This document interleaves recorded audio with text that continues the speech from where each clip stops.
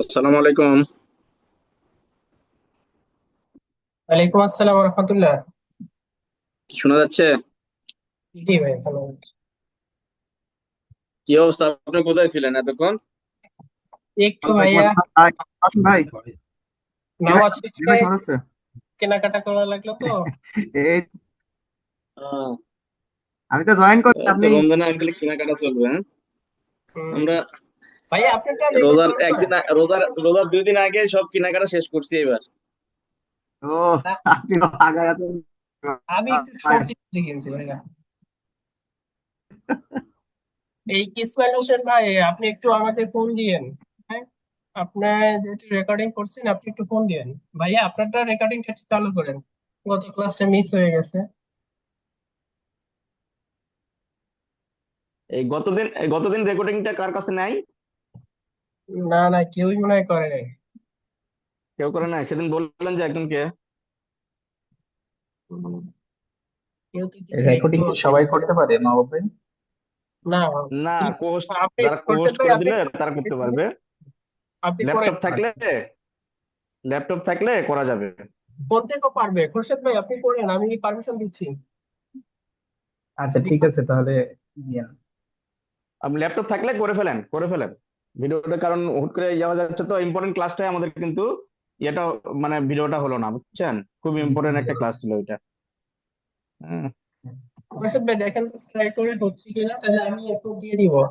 সবাই শুনতে পাচ্ছেন? সবাই শুনতে পাচ্ছেন? রেকর্ড জি করতে স্যার, জি ভাই, শুনতে পাচ্ছি।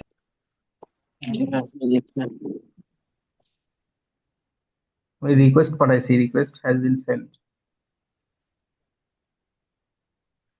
আচ্ছা, আমরা আগে একটু আলোচনা করি আমরা। আজকে উপকরণ নিয়ে আগে একটু আলোচনা করি, হ্যাঁ। অঙ্ক যাওয়ার আগে আগে জিনিসগুলো, মানে যেগুলো জিনিস দরকার সেগুলো একটু আগে জানে নিই যে কোথায় আছে, হ্যাঁ। এই জন্য এগুলো আগে জেনে নিই।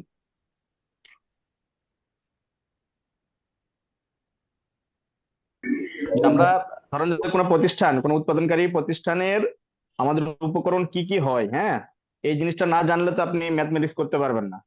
তো সেই জন্য আমরা আগে জানবো যে উপকরণগুলো কি কি।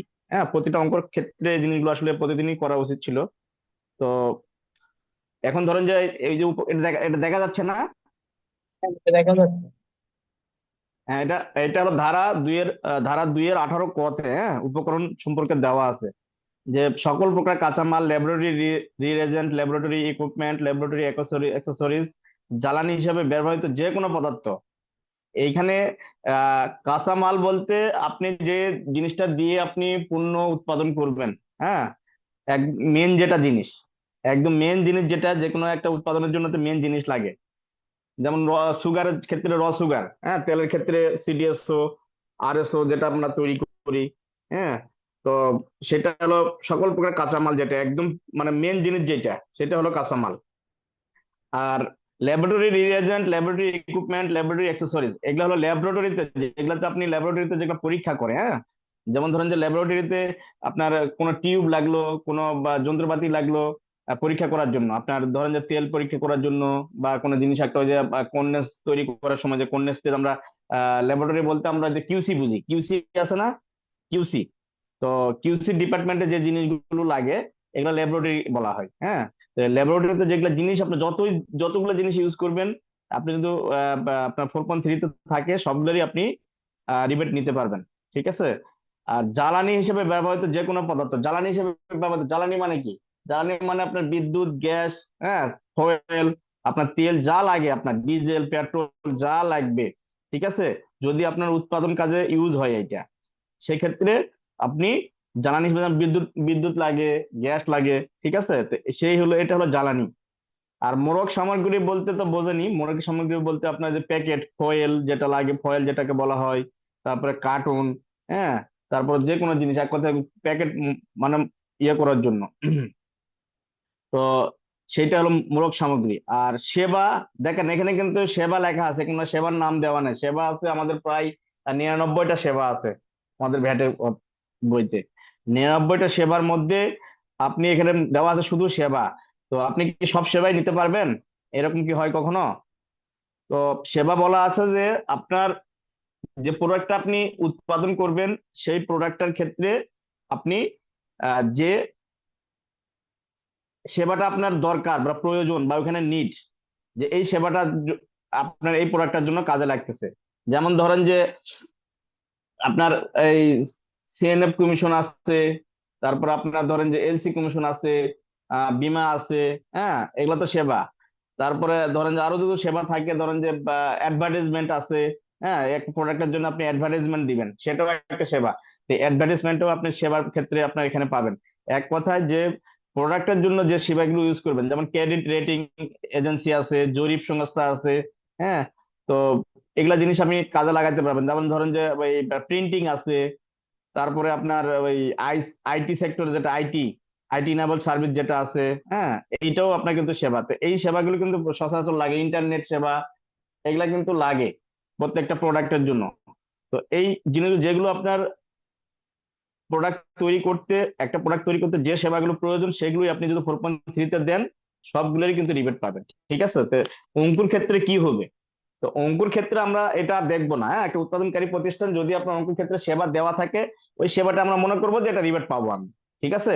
এটা কিন্তু মাথায় রাখতে হবে যে সেবাটার ক্ষেত্রে আপনার কিন্তু অঙ্কুতে তো লেখা নাই যেটা আপনার ধরেন যে এই সেবাটা আমি বা এখানে প্রোডাক্টটা ইউজ হয়নি বা এটা তো লেখা থাকে না। তো সেক্ষেত্রে আপনি অঙ্কুতের ক্ষেত্রে যে সেবা দেওয়া থাকলে আপনি মনে করবেন যে আপনি রিবেট পাবেন। ঠিক আছে? এটা মাথায় রাখতে হবে কিন্তু। আর যন্ত্রপাতি যন্ত্রাংশ বলতে মেশিনারিজ এবং যন্ত্রপাতি, হ্যাঁ মেশিনারি যেগুলো আমরা ইম্পোর্ট করি, ইম্পোর্টের ক্ষেত্রে মেশিনারিজের ক্ষেত্রে যেগুলো উৎপাদনকারী প্রতিষ্ঠান, তাদের ক্ষেত্রে ভ্যাট নাই। আপনার স্পেয়ার পার্টস এর ক্ষেত্রে আছে। তো সেগুলো নিয়ে আসলেও আপনি কোন স্পেয়ার পার্টস গুলো আপনার হবে এখানে? যে কোনো স্পেয়ার পার্টস নিয়ে আসলে কি হবে? হবে না। এখানে আপনার যখন আপনি দেখবেন যে মেশিনারিজ, আপনার প্রোডাকশন ফ্লোরে যে মেশিন গুলো আছে, হ্যাঁ যে প্রোডাকশন ফ্লোরে একদম যে মেশিন দিয়ে আপনার প্রোডাক্ট তৈরি হয়, সেই প্রোডাক্টের যদি আপনি কোনো যন্ত্রপাতি যন্ত্রাংশ মানে আপনার স্পেয়ার পার্টস যদি নিয়ে আসেন, আপনি ইম্পোর্ট করে নিয়ে আসেন বা লোকালি কিনেন বা দোকানদারের কাছ থেকে কিনেন, যেখান থেকেই কিনেন, যদি ওইখানকার পার্টস হয়, তাহলে আপনি এটা নিতে পারবেন। ঠিক আছে? আর দেওয়া আছে নিম্ন বর্ণিত পণ্য সমূহ সেবা উপকরণ হিসেবে বিবেচিত হইবে না। এগুলো বাদে কিছু কিছু জিনিস আছে, অনেক জিনিস আছে যেগুলো উপকরণ হিসাবে আপনি কখনোই নিতে পারবেন না। যেমন এই যে দেওয়াই আছে এখানে, এই জিনিসগুলো দেখে অফিস ইকুইপমেন্ট, হ্যাঁ এই যে ফিক্সার দালান কোঠা তৈরি করার জন্য যে আপনার ইট ইট সিমেন্ট বালি এগুলো যদি আপনি নিয়ে আসেন, এগুলো কিন্তু আপনার উপকরণ হিসাবে আপনার কখনোই ইয়ে হবে না। আবার সকল প্রকার আসবাবপত্র, যদি আপনি ফার্নিচার কিনেন অফিসের জন্য, অফিসের অনেকে মনে করে যে অফিসের জন্য ফার্নিচার কিনছে, অনেকে মনে করে যে আমি এটা রিবেট পাবো, কিন্তু না। অফিসের জন্য যে ফার্নিচার গুলো কিনা হয়, হ্যাঁ মনে করেন যে আপনার কেউ মনে করে যে এই যে ল্যাবে আমি ইউজ করব, আমি টেবিল একটা কিনছি, কিন্তু এখানে স্পষ্ট লেখা আছে আসবাবপত্র, এগুলা পাবেন না আপনি। ঠিক আছে? তো সেই আসবাবপত্র যেটা আপনার ফার্নিচার যেগুলো পাবেন সেগুলো আপনি রিবেট নিতে পারবেন না। অফিস সাপ্লাই স্টেশনারি দ্রব্যাদি, অফিস সাপ্লাই অনেক কিছু আছে, হ্যাঁ যেমন ডাস্টার টাস্টার যা কিছু কিনেন আপনি, যে অফিস সাপ্লাই স্টেশনারি দ্রব্যাদি, যে খাতা কলম যেগুলো আমরা কিনি বা পেন্সিল যেগুলো আমি কিনি মানে অফিসের জন্য কিনি, এগুলো আমরা পাবো না। আর রেফ্রিজারেটর আর ফ্রিজার এইটাও উৎপাদনকারী প্রতিষ্ঠানের জন্য সে পাবে না কিন্তু। ঠিক আছে? এই রেফ্রিজারেটর ফ্রিজার কিন্তু ধরেন যে যে তৈরি করে তার জন্য তো প্রোডাক্ট এটা, ঠিক আছে, সেটা আলাদা জিনিস। কেউ যদি কিনে বিক্রি করে, আবার কেউ যদি কিনে বিক্রি করে, সেটা কিন্তু আলাদা জিনিস। কিন্তু কেউ নিয়ে আসে ইউজ করতেছে, ধরেন আপনার কোম্পানি ইউজ করতেছে, সেই ক্ষেত্রে আপনি কিন্তু এটা নিতে পারবেন না। কিন্তু কেউ যদি কিনে আমি বিজনেস করব, আমি বিজনেসম্যানও, ঠিক আছে, তো সেক্ষেত্রে আমি একটা ইয়ে থেকে কিনে নিয়ে আসে, সেটাই আমার উপকরণ। এটা কিন্তু নিচে লেখা আছে, এটা আমি বলবো। আর এয়ার কন্ডিশনার ফ্যান এগুলা যদি আপনি অফিসের জন্য কিনেন, হ্যাঁ আলোক সরঞ্জাম জেনারেটর ক্রয় মেরামতকরণ যা কিনবেন মেরামত, এই যে জেনারেটর কেনার পরে আপনি ধরেন যে যখন আপনি ফুয়েলটা ইউজ করবেন, ঠিক আছে, যখন জেনারেটরটা কখনো যদি আপনি এটা উৎপাদন হয়, উৎপাদন পর্যায়ে যদি ইউজ করেন জেনারেটরটা, যে জেনারেটরটা আপনি উৎপাদন করেন, সেক্ষেত্রে যদি আপনি ইয়ে কিনেন, আপনি যদি তেল কিনেন, আপনি কি রিবেট পাবেন? এটা কে জানেন? কেউ জানেন এটা? বলেন তো ভাই, এটা কি পাওয়া যায়? জি স্যার, পাবো। জি পাওয়া যায়। হ্যাঁ এটা, জ্বালানি। হ্যাঁ এটা কিন্তু মাথায় রাখতে হবে যে আপনি জেনারেটরের রিবেট পাবেন না। কিন্তু জেনারেটর যদি আপনার সরাসরি যদি প্রোডাকশন ফ্লোরে যদি ইউজ হয় এই জেনারেটরটা, সেটার ক্ষেত্রে যদি সেটার আপনি ক্ষেত্রে তেল পাওয়া ইউজ যাবে। করেন, অকটেন ডিজেল যা ইউজ করবেন, পেট্রোল যা ইউজ করবেন, সেটাই কিন্তু আপনার আপনি রিবেট নিতে পারবেন। ঠিক আছে? আবার যদি আপনি জেনারেটর মেরামত করেন, যে ঠিক আছে জেনারেটর যদি মেরামত করেন, সেক্ষেত্রেও আপনি রিবেট পাবেন না কিন্তু। হ্যাঁ, এটা মেইনটেনেন্স যেটা আছে সেটা কিন্তু রিবেট পাওয়া যায় না, ঠিক আছে, এটা মাথায় যেন থাকে। আর আসসালামু ইন্টেরিয়র আলাইকুম ডিজাইন। ভাইয়া, একটা কোশ্চেন করতে পারি? সরি, অনেকক্ষণ থেকে হ্যান্ড রেজ করে আছি, ইফ ইউ ডোন্ট আচ্ছা মাইন্ড। আচ্ছা, বলেন বলেন বলেন বলেন বলেন। আচ্ছা, থ্যাংক ইউ ভেরি মাচ।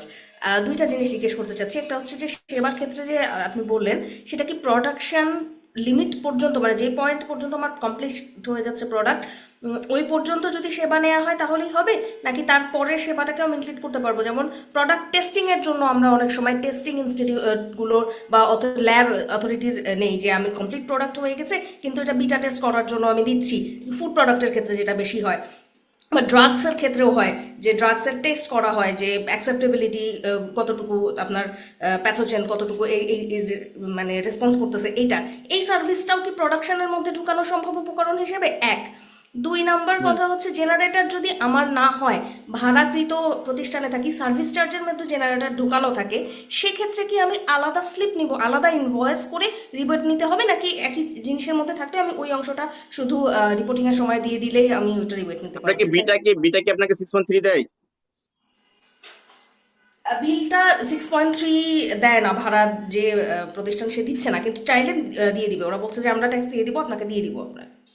আপনি যদি টেস্টের জন্য নেন, হ্যাঁ, এটা কিন্তু হুম, আপনি পারবেন, সমস্যা নেই। এটা যদি আপনি হুম, নিতে পারেন তাহলে আপনি হুম, প্রপার যেটা নিয়ম আছে হুম, আপনার ধারা 46-এ, সে প্রপার অনুযায়ী যদি হয় তাহলে আপনি নিতে পারবেন, ঠিক আছে। প্রোডাক্টের এক কথা, প্রোডাক্ট রিলেটেড যদি সেবা হয়, হ্যাঁ, হুম, যে হুম, প্রোডাক্ট রিলেটেড যে সেবাগুলো আমি হুম, বলছি, যে প্রোডাক্ট রিলেটেড যে সেবাগুলো আপনি প্রোডাক্টের জন্য ইউজ করছেন, সেই সেবাটা, এই সেবাটার বিপরীতে ধারা 46 যদি আপনি ফিল আপ করেন তাহলে আপনি নিতে পারবেন, ঠিক আছে, হুম।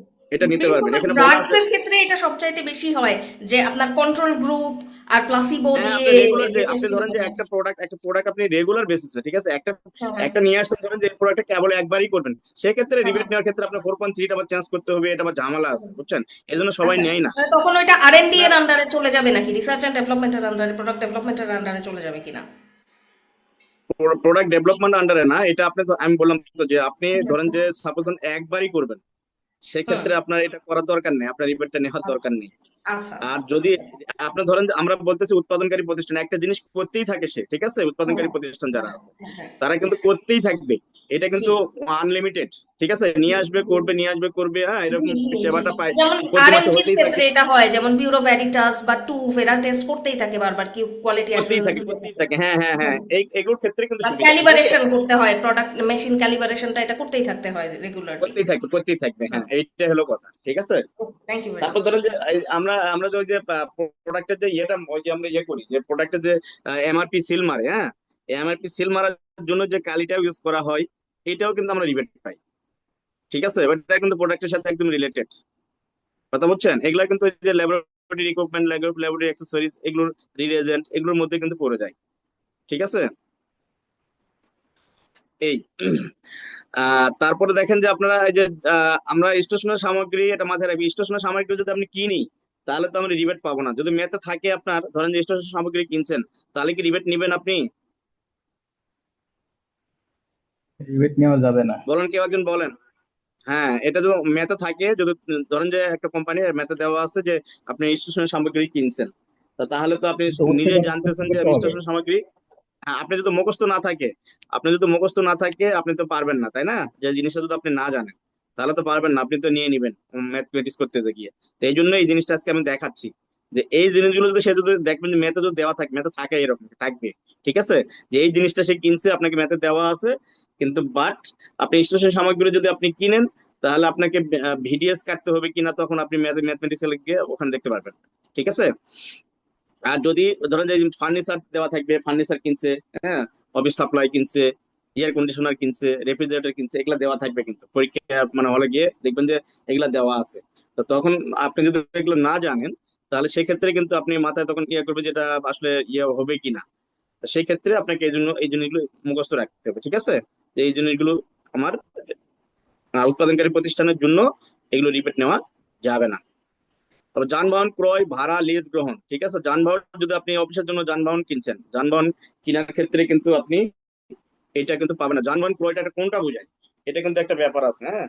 তো যানবাহন ভাড়া, এই লিজ গ্রহণ, এই জিনিসগুলো আপনার ভাড়া নিলেও আপনি, যেমন ধরেন যে আপনি এই অফিসের স্টাফের জন্য আপনি কিনছেন, ঠিক আছে, অফিস স্টাফ, অফিস স্টাফের জন্য আপনি কোনো ম্যানেজারের জন্য গাড়ি কিনে দিচ্ছেন, তারপরে কোনো ম্যানেজারের জন্য গাড়ি ভাড়া করে দিচ্ছেন যাতায়াত করার জন্য। ঠিক আছে, লিজ গ্রহণ মানে ভাড়া এবং লিজ মানে নিছেন এক বছরের জন্য বা 5 বছরের জন্য একটা গাড়ি লিজ নিয়ে নিছেন। এইগুলা নিলে আপনি মানে যেগুলা এক কথায় যাতায়াতের জন্য যে গাড়িগুলো ইউজ করা হয় সেক্ষেত্রে আপনি রিবেট পাবেন না। ঠিক আছে। আর পণ্য পরিবহনের ক্ষেত্রে এটা একটা মাথা একটা ইয়ে আছে আমাদের, পণ্য পরিবহন যখন করা হয় যে গাড়িগুলোতে, সেগুলোতে 80% আপনি রিবেট নিতে পারবেন পণ্য পরিবহনের ক্ষেত্রে। এগুলো কিন্তু ম্যাথে থাকে, হ্যাঁ, যে পণ্য পরিবহনের জন্য ব্যয় করছে এত টাকা। তো সেক্ষেত্রে তখন আপনাকে ক্যালকুলেশন করে আপনাকে 80% রিবেটটা নিয়ে নিতে হবে। ভ্যাট যা বের হবে সেখান থেকে আপনাকে 80% করতে হবে, করে আপনার রিবেট নিতে হবে। ঠিক আছে, আমরা এখন এক ম্যাথমেটিক্সে দেখাবো এগুলো। ভাইয়া পরিবহনের ক্ষেত্রে এটা কি কোন ধরনের পরিবহন বোঝাইছে, ক্রয় পরিবহন না বিক্রয় পরিবহন, যেটা 80% রিবেট নেওয়া যায়? আপনি যে কোনো পরিবহন, আপনার বিমানও হতে পারে, আপনার ট্রেনও হতে পারে। ঠিক আছে, আপনার পণ্য পরিবহন করতে হবে। আপনার যে প্রোডাক্ট করছেন, যে প্রোডাক্টগুলো পণ্য যেগুলো আপনি উৎপাদন করছেন, সেই পণ্যটা আপনি এক জায়গা থেকে আপনি আরেক জায়গায় নিয়ে যাবে সেক্ষেত্রে যদি আপনার যদি ওই যে মাইক্রো হয়, ঠিক আছে, যদি সে মাইক্রো হয়, মানুষ বহন করবে না, সে তখন কি করবে, আপনার পণ্যগুলো প্রোডাক্টগুলো আপনি ভাড়া করছেন যে এই পণ্যগুলো আমার ওই ঢাকা, এই আপনার চট্টগ্রাম থেকে ঢাকা আপনার পৌঁছে দিবে। ঠিক আছে, সেই ক্ষেত্রে আপনি ওই ক্যারিং ক্যারিং ফরওয়ার্ডিং আছে না, ক্যারি ফরওয়ার্ডিং যেটাকে বলা হ্যাঁ। হয়। তো এই যে এই জিনিসগুলো তখন সে আপনার পণ্য পরিবহন হয়ে যাবে, তখন তার সে মানুষ পরিবহন করবে না, তখন আপনার পণ্য পরিবহন করবে। ঠিক আছে, সেই পণ্য পরিবহন ভাড়া হিসাবে আপনি সেখান থেকে 80% পাবেন। শুধু পণ্য পরিবহন যে ট্রাক, আপনার ওই যে লরি, এগুলো যে শুধু তা নয় কিন্তু, হ্যাঁ, আপনার বিমানও হতে পারে। ঠিক জি আছে, জি, বুঝতে আপনার ওই যে পারছি। হেলিকপ্টারও হতে পারে, আপনার ওই বাসও হতে পারে। আপনার ইচ্ছা, আপনি যে আপনার পণ্য পরিবহন করলেই হয়েছে। ঠিক আছে, এটা কিন্তু অনেকে জানে না এই জিনিসটা। নৌযানও তো এটা কিন্তু মানে মাথায় রাখবেন, যে কোনো পরিবহনই আপনি আপনার পণ্য যদি আপনি পরিবহন করেন, সেই ক্ষেত্রে যদি আপনার 6.3 থাকে, সেই ক্ষেত্রে আপনি 80% রিবেট পাবেন। ঠিক আছে। জি তারপর ধরেন যে পণ্য ভ্রমণ আপ্যায়ন কর্মচারী। পরিবহনের জন্য ট্রাক বা লরি ক্রয় করা হলো, এটাও কি রিবেট পাওয়া যাবে? কোম্পানি আপনি নিজস্ব এটা পাবেন ভাবে না, এটা কিন্তু আবার আবার পাবেন না। ওইখানে কিন্তু সরাসরি লিখে দিচ্ছে, যানবাহন লিখে দিচ্ছে। ঠিক আছে, যানবাহন ক্রয়। তো যানবাহন যখন ক্রয় করবেন, সে যে কোনো যানবাহন বলতে তো সবগুলাই বোঝায় নাকি। হ্যাঁ হ্যাঁ, কিন্তু আপনি তাহলে পণ্য পরিবহনের জন্য আপনি আবার পাবেন, যেগুলো ভাড়া করবেন। ঠিক আছে, সেগুলা বুঝতে পারছি। ক্ষেত্রে পাবেন কিন্তু। ক্লিয়ার। আপনারা নিজে যখন কিনবেন তখন কিন্তু পাবেন না, হ্যাঁ, তখন কিন্তু আবার ওই যে সরাসরি লিখে দিচ্ছে যানবাহন ক্রয়, যানবাহন তো সবগুলোর মধ্যেই পড়ে। ঠিক আছে, আপনি যখন ভাড়া করবেন, এটা হলো যখন ভাড়া করবেন পণ্য এটা পরে লেখা আছিল, এটা আমাদের ধারা আরো 18 ধারা 46-এ লেখা আছে। ঠিক আছে, এটা লেখা আছে। তারপরে আপনি দেখেন যে ভ্রমণ আপ্যায়ন কর্মচারী কল্যাণ উন্নয়নমূলক কাজ, এগুলো তো বোঝেন আপনারা, এগুলো দেখে নিন। প্রায় যে ব্যবসা প্রতিষ্ঠান প্রাঙ্গণ, অফিস, শোরুম, এই যে এখানে আপনার মনে আছে আমরা যে ওই যে ভাড়ার ক্ষেত্রে রেন্ট ভ্যাট যেটা আমরা যে রিবেট নেই না, মনে আছে হ্যাঁ। যে রেন্ট ভ্যাটের রিবেট নেই না, এই দেখছেন এখানে লেখা আছে কিন্তু, ব্যবসা প্রতিষ্ঠানের প্রাঙ্গণ, অফিস, শোরুম বা অন্য অনুরূপ ক্ষেত্র যে নামেই অভিহিত হোক না কেন, ভাড়া গ্রহণ। ঠিক আছে, আপনি যদি ভাড়া গ্রহণ করেন, আপনি সেটা নিতে পারবেন না। যে কোনো অফিস রুমের জন্য বা ওই যে গোডাউন ভাড়া নিচ্ছেন, হ্যাঁ, ধরেন যে অফিস রুম ভাড়া নিচ্ছেন, এগুলোর ক্ষেত্রে রিবেট পাবেন না। এখানে স্পষ্ট করে লেখা আছে, এগুলো কিন্তু উপকরণ হিসেবে গণ্য হবে না আপনার। ঠিক আছে, আর এখানে লেখা আছে যে আইনের 3 তফসিল অনুচ্ছেদ 3-এ উল্লেখিত ব্যবসায়ী কর্তৃক ব্যবসা পরিচালনার ক্ষেত্রে বিক্রয় বিনিময় হস্তান্তরের উদ্দেশ্যে আমদানিকৃত, ক্রয়কৃত, অর্জিত বা অন্য কোনো সংগৃহীত পণ্য বা সেবা উপকরণ হিসেবে গণ্য হবে। এই কথাটার অর্থ হলো, যারা এই যে আইনের 3 তফসিলে যারা ব্যবসায়ী, হ্যাঁ, যারা ওই যে 7.5%, আপনার ওই যে 10% যে ব্যবসায়ী যারা আছে, তাহলে ব্যবসায়ী যদি যেটা কিনবে সেটাই তার উপকরণ হবে না। এখানে হ্যাঁ। ধরেন যে ফ্রিজ আমার উপকরণ নয়, কিন্তু ব্যবসার জন্য কি ফ্রিজ উপকরণ হবে কিনা। হ্যাঁ, হবে। সে যদি সে যদি রিবেট নেয়, যে যদি 15% হারে আপনাকে চালান দেয়, সে যদি রিবেট মানে রিয়াতি পদ্ধতিতে যদি সে ইয়ে করে, সেক্ষেত্রে এখানে যা যা আছে সব যদি সে কিনে যদি সে ব্যবসা করে, সেটাই তার জন্য উপকরণ হবে। ঠিক আছে, সে যদি ধরেন যে একটা মানে আধুনিক একটা বিল্ডিং আধুনিক করতেছে, তো তার তো উপকরণের জন্য তো যে রং টং যেগুলা কিনবে, সবই তো তার উপকরণ হবে, তাই না। কিন্তু আমরা কিনলে সেইগুলা জিনিস হবে না, উৎপাদনকারী যারা আছে তারা তাদের ক্ষেত্রে হবে না। এটাই হলো উপকরণ। ঠিক আছে, আর আজকের আমরা যে অঙ্কটা আজকে আমরা দেখাবো, যে সেটা হলো বেভারেজ এবং ইন্ডাস্ট্রিজ, ঠিক আছে? বেভারেজ এবং ইন্ডাস্ট্রিজ কারো কে কে ইয়ে করেন, কেউ আছেন?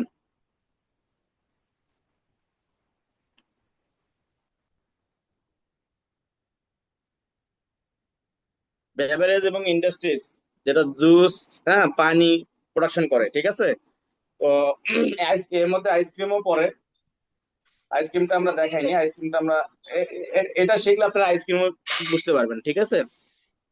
এখানে দেখেন যে কিছু কিছু জিনিস আছে, যে এগুলা জিনিস না জানলে তো আপনি ওখানে যা মানে ইয়ে হয়ে যাবে যে কোথায় আছে এটা, ঠিক আছে? এই জন্য আমি সবই দেখাচ্ছি। যে ফলের জুস যারা উৎপাদন করে, হ্যাঁ, ফ্রুট ড্রিঙ্ক যেটা, ফলের রস এবং ফ্রুট ড্রিঙ্ক, যেমন আমাদের স্টারশিপ, এই ম্যাঙ্গো ফ্রুট ড্রিঙ্ক, ঠিক আছে, স্বাদ লিচি ড্রিঙ্ক, আমাদের কিন্তু এগুলো আছে। তো সেখান থেকে দেখেন যে এখানে আমাদের এই যে তি- দ্বিতীয় তফসিলের টেবিল 2 তে কিন্তু দেওয়া আছে যে সরবরাহ সম্পর্ক শুল্ক আরোপযোগ্য পণ্য সমূহ, এই যে সম্পর্ক শুল্ক আছে, হ্যাঁ, এইচডি, এইচডি আছে ফলের রস এবং ফ্রুট ড্রিঙ্ক যারা ইয়ে করে তাদের ক্ষেত্রে 15%, দেখছেন? 15%। আমি কিন্তু আগে দেখাই নিচ্ছি, অঙ্ক করার সময় যেন ইয়ে না হয়, কনফিউশন না হয়। আর মিনারেল ওয়াটার, যে পানি যারা প্রোডাকশন দেয় তাদের জন্য দেখেন 5% এইচডি, কত লিটার পর্যন্ত, দেখছেন? লেখা আছে মিনারেল ওয়াটার 3 লিটার পর্যন্ত, 3 লিটার পর্যন্ত 5%। তারপরে কিন্তু আর এইচডি নাই, তখন শুধু 15% ভ্যাট দিলেই হবে, ঠিক আছে? এটা মনে থাকবে, 3 লিটার পর্যন্ত মিনারেল ওয়াটার, 3 লিটার পর্যন্ত বলতে 3 লিটার পর্যন্ত 5% এইচডি, 15% ভ্যাট। যাদের যাদের এইচডি আছে তাদের ভ্যাট কত হয় জানেন? এখন পনেরো বলেন। 15%। 15%। হ্যাঁ, 15%। 15%। যে প্রোডাক্টের এইচডি থাকবে, এটা মাথায় রাখতে হবে যে যে প্রোডাক্টের এইচডি থাকবে সে প্রোডাক্টের কিন্তু ভ্যাট হার হবে 15%। এটা একদম মুখস্থ জিনিস। এটা এটা বুঝতে পারছেন না যে ফলের রসের ক্ষেত্রে কত হলো, 15% এইচডি, তাই না? 15% ভ্যাট। আর মিনারেল ওয়াটার 3 লিটার পর্যন্ত আমরা 5% দেবো, যদি 5 লিটার বিক্রি করি তখন কি এইচডি দিব? 5 লিটার যদি আমি না যদি তো, 5 লিটার বিক্রি করি না, তখন এইচডি না না, হবে? তখন আসবে না। না না। তখন এইচডি হবে না, হ্যাঁ। এটা কিন্তু দেখেন অঙ্ক কিন্তু হয়ে যাচ্ছে, এখানে কিন্তু অঙ্ক হয়ে যাচ্ছে, ঠিক আছে? আর আপনার এই মিনারেল ওয়াটার যদি তৈরি করি, এখানে মেইন উপকরণটা কি জানেন? কেউ জানেন এটা মেইন উপকরণটা কি? পানি তো, ধরেন যে পানি উৎপাদন করি, তো পানি তো ফ্রি জিনিস, তাই না? এখানে কস্টিংটা কোথায়? ওই পানি তো বোতলে ফ্রি, পানির বোতলে। তো কোনো, হ্যাঁ, বোতলে, সেটার জন্য কি আমরা কিনি? সম্পদ। পেট রিজন কিনি না? পেট জি রিজন জি যেটা জি। কিনি, ঠিক আছে? এইটাই হলো খরচটা কিন্তু এইখানেই, হ্যাঁ। আর বোতল সিপির জন্য যেটা কিনি ওই যে এলডিপি, এই পি, এলডিপি আর আছে হলো এই এইচডিপি, তো এইগুলা কালার। তো এটাই হলো মেন জিনিস, হ্যাঁ, মানে পেট রেজিনটাই হলো মেন জিনিস। এখান থেকে বোতল তৈরিটাই হলো খরচ এখানে। এই বোতল তৈরিটা যা খরচ হবে তার উপরে কিছু হয়তো প্রফিট টফিট দিয়ে বিক্রি করাল, ঠিক আছে? এখানে কিন্তু পাইকারি পর্যায়ে কিন্তু দাম বেশি। আমাদের পানি বোতল একটা কস্টিং হয় মাত্র আপনার 5 টাকা, 5 টাকা সামথিং ওই হাফ লিটারের জন্য, ঠিক আছে? 5 টাকা সামথিং পরে, কিন্তু আমরা বিক্রি করি 7-8 টাকা বা 9 টাকা বিক্রি করি। আর আমরা বাজারে কিনি 20 টাকা, দেখছেন? তো পাইকারি পর্যায়ে মানে লাভ কম। এটা এটা হলো যারা খুচরা বিক্রি করে তারা মিনিমাম 7-8 টাকা করে লাভ করে এই পানিটা। এটা হলো পানির ক্ষেত্রে। আর ফলের জুসের ক্ষেত্রে সবচেয়ে এখানে জিনিস হলো যে মূল জিনিস হলো ওই পাল্প যেটা আছে না, ম্যাঙ্গো পাল্প বলে না, ম্যাঙ্গো পাল্প। এটা কিন্তু আপনার ওই যে চাঁপাইনবাবগঞ্জ যেটা আমের যেটা আমাদের মানে ইয়া বলা হয় রাজ্য, সেখানে ওই কিছু কিছু ইয়া আছে, ফ্যাক্টরি আছে, এই ম্যাঙ্গো পাল্প তৈরি করে ওখানে, হ্যাঁ। তো এই ম্যাঙ্গো পাল্প গুলো তৈরি করে, তো এই ম্যাঙ্গো পাল্প গুলো আমরা কিনে নিয়ে আসি। এই ম্যাঙ্গো পাল্প থেকেই আপনার এখানে ওই ম্যাঙ্গো ফ্রুট ড্রিঙ্ক, যেটা ম্যাঙ্গো ফ্রুট ড্রিঙ্কটা তৈরি করা হয়। আর লিচি যেটা বলা হয়, লিচি স্বাদ ড্রিঙ্ক, এটা পুরাটাই কিন্তু কেমিক্যাল, ঠিক আছে? লিচি দিয়ে তৈরি করা হয় না এটা। লিচির যে ফ্লেভার আছে, ফ্লেভার দিয়ে ওই পানি চিনি দিয়ে এগুলা ওই কেমিক্যাল দিয়ে কিন্তু তৈরি করা হয় স্বাদ লিচি ড্রিঙ্ক যেটা। আর ফলের জুস যেটা, সেখানে ফলের পাল্প থাকে। এই পাল্প থাকার জন্য একটু ভালো লাগে, ফলের জুসটা দেখবেন যে অনেক টেস্ট। তো এখানেও ফ্লেভার ইউজ হয় কিন্তু কম হয়, ঠিক আছে? স্বাদ লিচি লিচি ড্রিঙ্ক যেটা তৈরি করা হয় শুধু এটা সবকিছু কেমিক্যাল দিয়ে তৈরি করা হয়, হ্যাঁ। এইটা হলো ফলের জুসের কাহিনী। তা আমরা এখন ইয়ে গুলে ফেলতেছিল, ইয়ে আপনার আহ, আছেন নাকি উনি, ওই যে ভিডিএস ভিডিএস নি। তো সব জায়গায় যে আপনি ভিডিএস 10% কাটবেন এরকম কোথাও লেখা আছে? সব জায়গায় তো ভিডিএস আপনি 10% কাটতে পারবেন না। ধরেন যে আপনি একটা রেস্টুরেন্ট থেকে আপনি একটা খাবার কিনছেন, ঠিক আছে, সে বিল দিল না বা আপনাকে দিল না, মানে খাবার নিয়ে আসছেন, যে খাবার জন্য নিয়ে আসছেন, কিন্তু আপনার কাজ কি, এটা অফিসিয়ালি নিয়ে আসছেন, আপনি কি 10% কাটবেন এটাতে ভিডিএস? 5%। হ্যাঁ, এটা কারণ কি, এটা আমাদের এখানে আমাদের ওই বিধিতে লেখাই আছে যে প্রযোজ্য যদি বিল না দেয় প্রযোজ্য মূসক হারে আপনি চালান কাটবেন। যেমন ধরেন আপনি অ্যাডভার্টাইজমেন্ট নিছেন, আপনাকে চালান দেয় নাই, তাহলে কি আপনি 10% কাটবেন? এটা রেট কত? অ্যাডভার্টাইজমেন্টের রেট কত? 15%। 3%। 15%। 15%। তাহলে 15 আপনি কি জি। 10% কাটবেন? এটা কি মানবে না কেউ? না মানবে না। তো কাজেই সেদিন কালকে লেখালেখি করতেছিল গ্রুপে একজন, আমি বললাম যে কালকে মনে করে দিন। তো এই জিনিসটা সবাই মাথায় রাখবেন যে প্রযোজ্য মূসক হারে কাটতে হবে। হ্যাঁ, যদি আপনি ভ্যাট রেট নেয়, রেটটা পাচ্ছেন না, বা যার কাছ থেকে কিনছেন দেখতেছেন হেতে যোগানদার অনেক কিছু বিক্রি করেছে, বা ব্যবসায়ী কাছ থেকে কিনছেন, তো ব্যবসায়ী কাছ থেকে কিনলে তো তার হলো 7.5% হার। তো তখন কোন জিনিস পণ্য কিনতে তখন আপনি 10% কাটবেন, ঠিক আছে।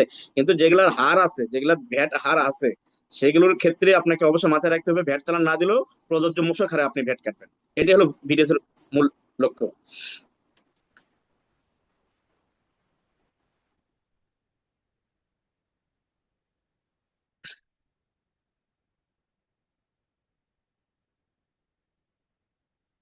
অঙ্কটা সবাই দেখছিলেন না? দেখছেন তো? জি ভাই দেখছি। দেখছেন না? আচ্ছা, আমি আরেকটা বলি। ওই বিদ্যুৎ বিল, যখন আপনি বিদ্যুৎ বিল দেন, হ্যাঁ, যখন বিদ্যুৎ বিল দেন তখন কি ভ্যাট ছাড়া দেন না ভ্যাট সহ দেন? ব্যাট সহ দে।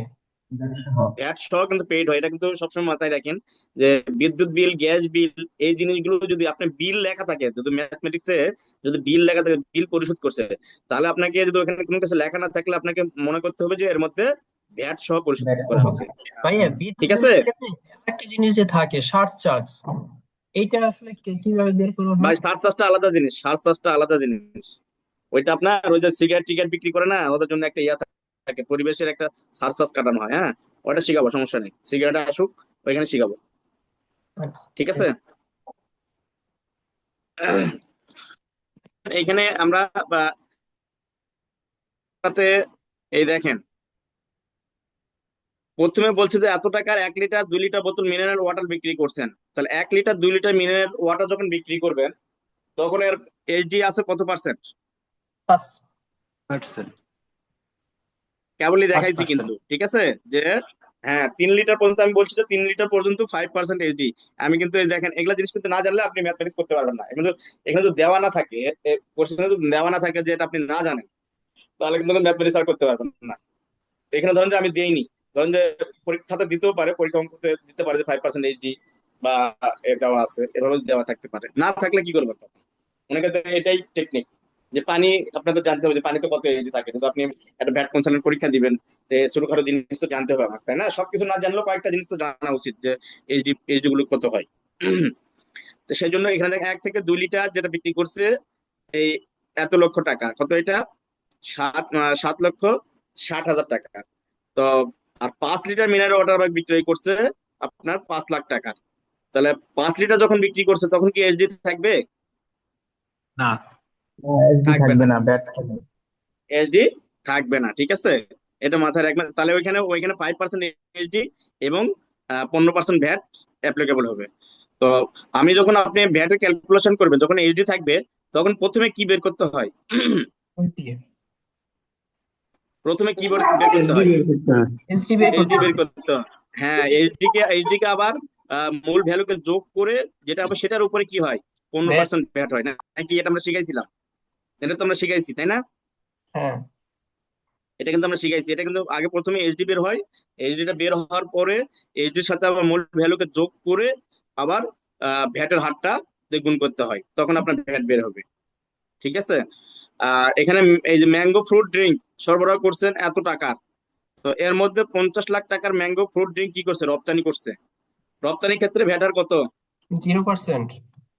0 হার। 0%। তাহলে এই 2,80,00,000 98 লাখ টাকা এই এত 2,410 টাকার মধ্যে 50 লাখ টাকা কি করছে ফুড ড্রিঙ্ক রপ্তানি করছে, তাহলে ওইখান থেকে এটা বিয়োগ করতে হবে। হ্যাঁ, বের করে নিতে হবে যে কত টাকা সে আমরা স্থানীয় সরবরাহ করছে। এটা বের করার পরে আমরা ফুড ড্রিঙ্ক আমরা কত পার্সেন্ট এসডি দেখলাম ফুড ড্রিঙ্কে? 15%। 15%। হ্যাঁ, ফুড ড্রিঙ্কে আমরা 15%, ঠিক আছে, ফুড ড্রিঙ্কে আমরা পাইলাম 15%। আর এটা তো আমরা সবকিছু আমরা জিরো পাবো, ঠিক আছে, এখানে ভ্যাট হবে হলো জিরো। আর পেয়ার রেজিন আমদানি করছে, পেয়ার রেজিন বলতে ওই যে বোতল বানানোর জন্য, হ্যাঁ, এটা বোতল বানানোর জন্য কিন্তু দুটাতেই লাগে। আপনার ধরেন যে ম্যাঙ্গো পাল্পও লাগে, আবার এই ফ্রুট ড্রিঙ্কও লাগে, ঠিক আছে। তো এইখানে আমরা পেয়ার রেজিন আমদানি করছে এই যে 50 লাখ টাকার। আমদানি পর্যায়ে মূসক এটি পরিশোধ করছে। তা আমদানি পর্যায়ে এখানে দেখেন হার কিন্তু দেওয়া নাই, তাহলে আমদানি পর্যায়ে মূসক হার কত? 15%। 15%। আর এটি কত হবে? এটি এটা দিয়ে 2%। 2%। 2% হবে। এটা কিন্তু ওই উৎপাদনকারীর জন্য, ঠিক আছে। আমরা যেহেতু উৎপাদনকারীর কথা বলতেছি, সেক্ষেত্রে আপনাকে মাথায় রাখতে হবে যে এটিটা হবে 2%। আর যদি আমদানিকারক হতো তাহলে কত পার্সেন্ট হতো? 7%। 7%। 7.5%। হ্যাঁ, 7.5%, ঠিক আছে। এই দুটো মুখস্থ রাখেন, আমি বললাম না এমসিকিউ পাবেন এটা। আর স্থানীয় ভাবে কার্টন ক্রয় করছেন 10 লাখ টাকা, যার উপরে 15% ভ্যাট প্রযোজ্য। আর উক্ত কর্মীদের প্রতিষ্ঠানটি বিদ্যুৎ বিল পরিশোধ করছেন এই যে 1 লক্ষ টাকা বিদ্যুৎ বিল, এই যে বিল বাবদ পরিশোধ করছেন। বিল মানেই বুঝবেন যে এখানে ভ্যাট সহ আছে, ঠিক আছে, এটা মাথায় রাখতে হবে। আর প্রতিষ্ঠানের উচ্চ কর্তৃত্বকারী সত্ত্বেও হয় যোগানদারের মাধ্যমে স্টেশন সামগ্রী ক্রয় করছেন মূসক সহ এত টাকা। তাহলে মূসক সহ এত টাকা ক্রয় করছে, তার মানে এখানে কি এর ভিতরে কি আছে? ভ্যাট আছে, তাই না? 10%। যোগানদারের কাছ থেকে কিনছে, হ্যাঁ, যোগানদারের কাছ থেকে 10% ভ্যাট আছে। 10% এখানে ভ্যাট আছে, ঠিক আছে। যেহেতু যোগানদারের মাধ্যমে কিনছে, তাহলে স্টেশনের সামগ্রী যে কিনছে এটা কি আমি রিবেট পাবো? না, রিবেট পাবো না। রিবেট পাবো না, এই জন্য আমি দেখাইছি আগেই। হ্যাঁ, এটা যেন একদম শিওর থাকেন যে রিবেট পাবেন না। দিতে হবে। তাহলে বিগত কর মেয়াদে ডিসেম্বর 25-এ মেয়াদ প্রতিষ্ঠানের সমাপনী জের 65,000 টাকা, সমাপনী জের সম্পর্ক শুল্ক 60,000 টাকা। এখন প্রতিষ্ঠানের জানুয়ারি মাসে দাখিল পত্র কিভাবে পূরণ হবে? আমরা এখন অঙ্ক করতে চলে যাই। এই যে দেখেন 1 লিটার 2 লিটার যে বোতল মিনারেল ওয়াটার বিক্রয় মূল্য এত টাকা, যার উপরে এই যে দেখেন যার উপরে 5% হারে সম্পর্ক শুল্ক, 15% হারে মূসক প্রযোজ্য, ঠিক আছে। তাহলে আগে সম্পর্ক শুল্ক বের করবো আমরা 7,60,000 টাকা। এই যে দেখেন 7,60,00,000 টাকার আমরা বের করছি এইটা, ঠিক আছে। তাহলে কত আসছে এখানে? 11,97,000। এখানে হলো ফারুক ভাই একটু মিউট করেন। 38 লাখ টাকা আসছে, দেখছেন। আর সম্পর্ক শুল্কই আসছে 38 লাখ। তাহলে প্রদেয় মূসক হবে এই দেখেন 76 লাখ, কত এটা? 7,60,00,000 টাকাকে আমি গুণ করে এই যে 38 লাখ যোগ করে দিছি, ঠিক আছে। দেওয়ার পরে এই যে 15 দিয়ে গুণ করলে এই যে এটা আসে, ঠিক আছে, এই ভ্যালুটা আসে। আর 2 নাম্বার আছে 5 লিটার বোতল মিনারেল ওয়াটার বিক্রয় মূল্য এত টাকা, যার উপরে শুধুমাত্র 15% হারে সম্পর্ক শুল্ক প্রযোজ্য নয়। আমরা দেখছি যে কারণ আইনের 3য় তফসিল 3 লিটার পর্যন্ত মিনারেল ওয়াটার সরবরাহের বিপরীতে 5% হারে সম্পর্ক শুল্কযোগ্য। তাহলে 5% এখানে এসডি হবে না, তাহলে সরাসরি 15 দিয়ে আমরা 15% দিয়ে আমরা গুণ করে দেব। এই যে এখানে চলে আসছে 75 লাখ টাকা, ঠিক আছে। আর ম্যাঙ্গো ফুড ড্রিঙ্ক সরবরাহ করছেন এত টাকা, এর মধ্যে এত টাকা রপ্তানি করছেন, তাহলে ম্যাঙ্গো ফুড রপ্তানিতে প্রদেয় মূসক কত হবে? সরাসরি জিরো হবে না, এটা হলো জিরো। আর ম্যাঙ্গো ফুড স্থানীয়ভাবে যেটা সরবরাহ করছেন, দেখেন ম্যাঙ্গো ফুড ড্রিঙ্ক স্থানীয়ভাবে যেটা সরবরাহ করছেন, এই যে মূল টাকা থেকে 50 লাখ বাদ দিলে এই যে এত টাকা থাকে,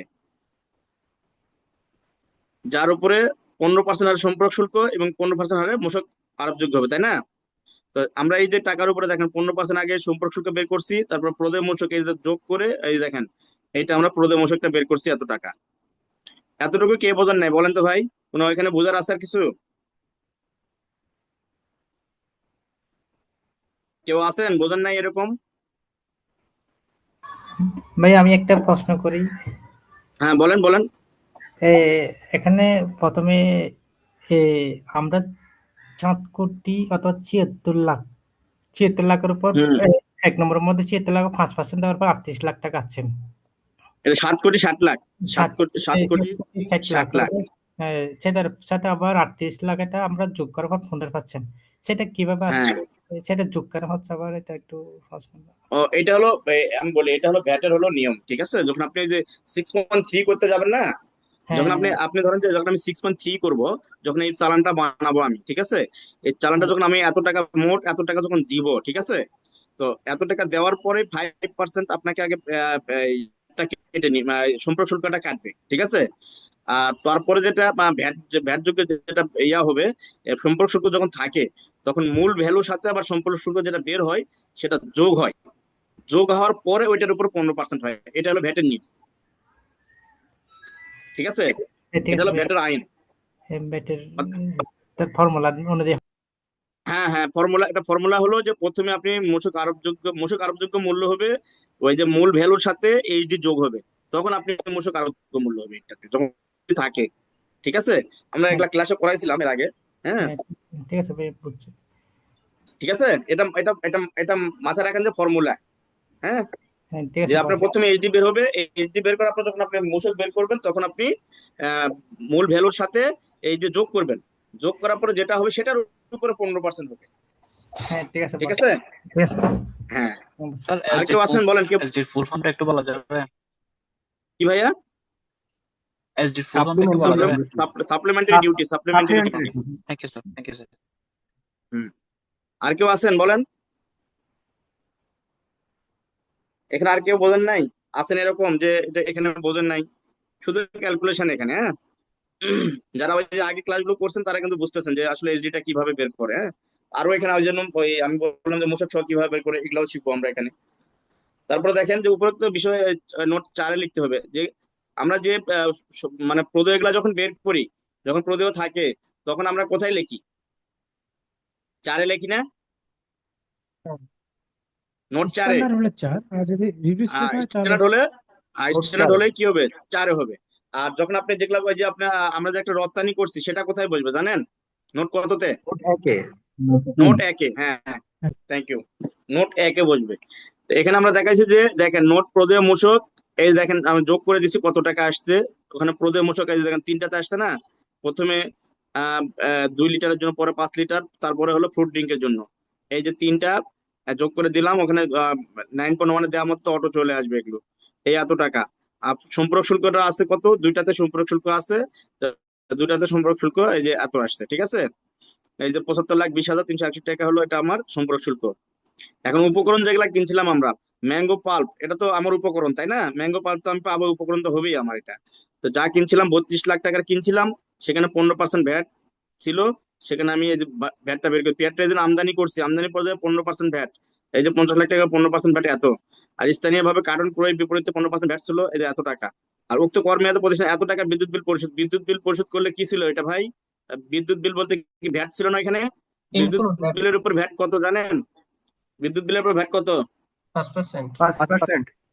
5%। হ্যাঁ, যেহেতু ভ্যাট ছিল, ওই যে কর ভগ্নাংশ সূত্রে আমি বলছিলাম, এই যে 5/105, যা এই যে 1 লাখের সাথে 5/105 এই যে গুণ করলেই আপনার এই যে কর ভগ্নাংশ আকারে এই যে এত টাকা এখানে ভিতরে, এই 4,761 টাকা এই 90 পয়সা এখানে ভ্যাট ছিল, ঠিক আছে? এটা কে বোঝেন নাই বলেন তো?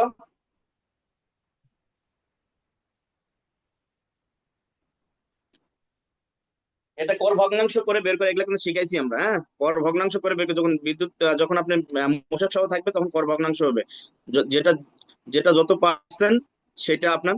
ওকে, এখন এখানে আমরা ভ্যাটটা পেয়ে গেলাম, তো এখানে আমার হলো ভ্যাট 5%। এটা আমার কত নাম্বার নোটে বসবে পার্সেসের? নোট 16।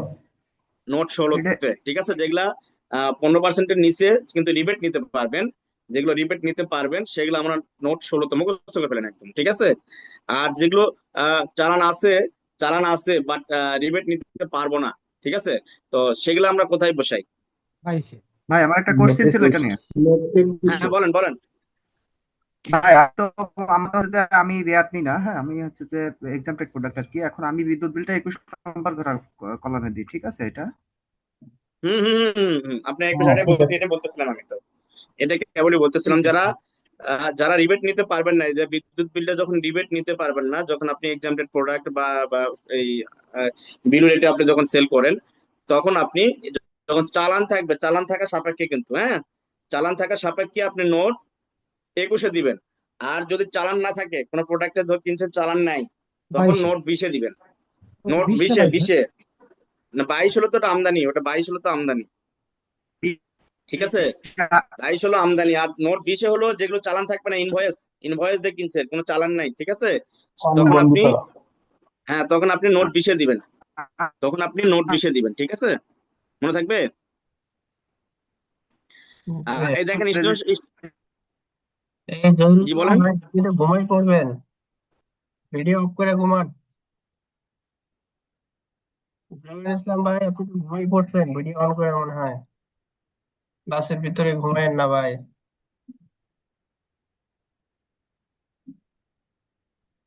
রেকর্ড হচ্ছে, হ্যাঁ বলতে ভাইয়া, রেকর্ড হচ্ছে। রেকর্ড হচ্ছে। জহিরুল ভাই, আচ্ছা, ঘুমাই পড়ছেন তো আপনি, ভিডিও অন করে। আর এখানে দেখেন স্টেশন সামগ্রী ক্রয় বিপরীতে পরিচিত মূসক, আমরা স্টেশন সামগ্রী কিনছিলাম 40,000 টাকা, ঠিক আছে? তা স্টেশন সামগ্রী যখন আপনি কিনছেন, তো একটা ব্যবসায়ীর কাছ থেকে কিনছেন, তখন ধরেন যে আপনাকে যোগানদারের কাছ থেকে কিনছেন, তো তখন আপনাকে চালান দিবে কত, 10% না? সেটা 10% আমরা এই যে দেখেন দেখা যাচ্ছে 4,000 টাকা। যেহেতু স্টেশন সামগ্রী পরিশ্রম উপকরণ নয়, সুতরাং স্টেশন সামগ্রী বিপরীতে পরিচিত রূপমূসক রেয়াতযোগ্য নয়। এই সংক্রান্ত নোট, তথ্য নোট 21-এ লিখতে হবে, ঠিক আছে? যেহেতু চালান আছে আমার, সেটা আমি নোট 21-এ লিখে দেবো, ঠিক আছে? আর যদি চালান না থাকতো কত নাম্বারে দিতাম? 20-এ। 20-এ। হ্যাঁ। তো এখন ধরেন যে এটা আমার যোগানদারের কাছ থেকে এটা ভিডিএস কাটবো না? হ্যাঁ, বিডিএস কাটতে হবে হ্যাঁ, 10%। ভিডিএস কাটতে হবে। আর বিদ্যুৎ বিল যে আমি 5% কাটছি, এটা কি ভিডিএস কাটবো? না, বিডিএস কাটবো না।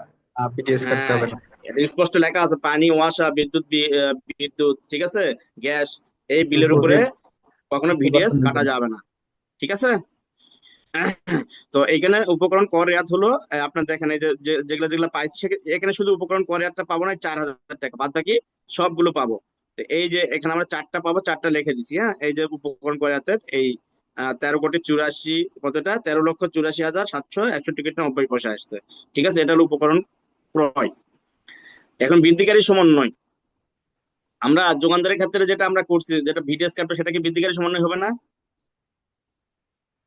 যোগানদারের যে চালানটা আমরা পাইছিলাম, সেটা যদি আমি ভিডিএস কাটি, জি ভাইয়া, হবে সেটা কি হবে। বৃদ্ধিকারী সমন্বয় হবে কিনা বলেন? নোট কততে বসে এটা? হবে হ্যাঁ হবে ভাই, ভাই এই সমন্বয় হবে। কততে? ভাই 24 নোট 24 24-এ, কারণ আমি এখানে আমি আরেকটা জিনিস ক্লিয়ার করি আপনাদেরকে, হ্যাঁ, নোট 27 আর 24, এটা অনেকেই মানে মানে গুলে ফেলেন একদম। নোট 24 কখন হবে, নোট 27 কখন হবে, তাই না? দুটাই তো বৃদ্ধিকারী সমন্বয়।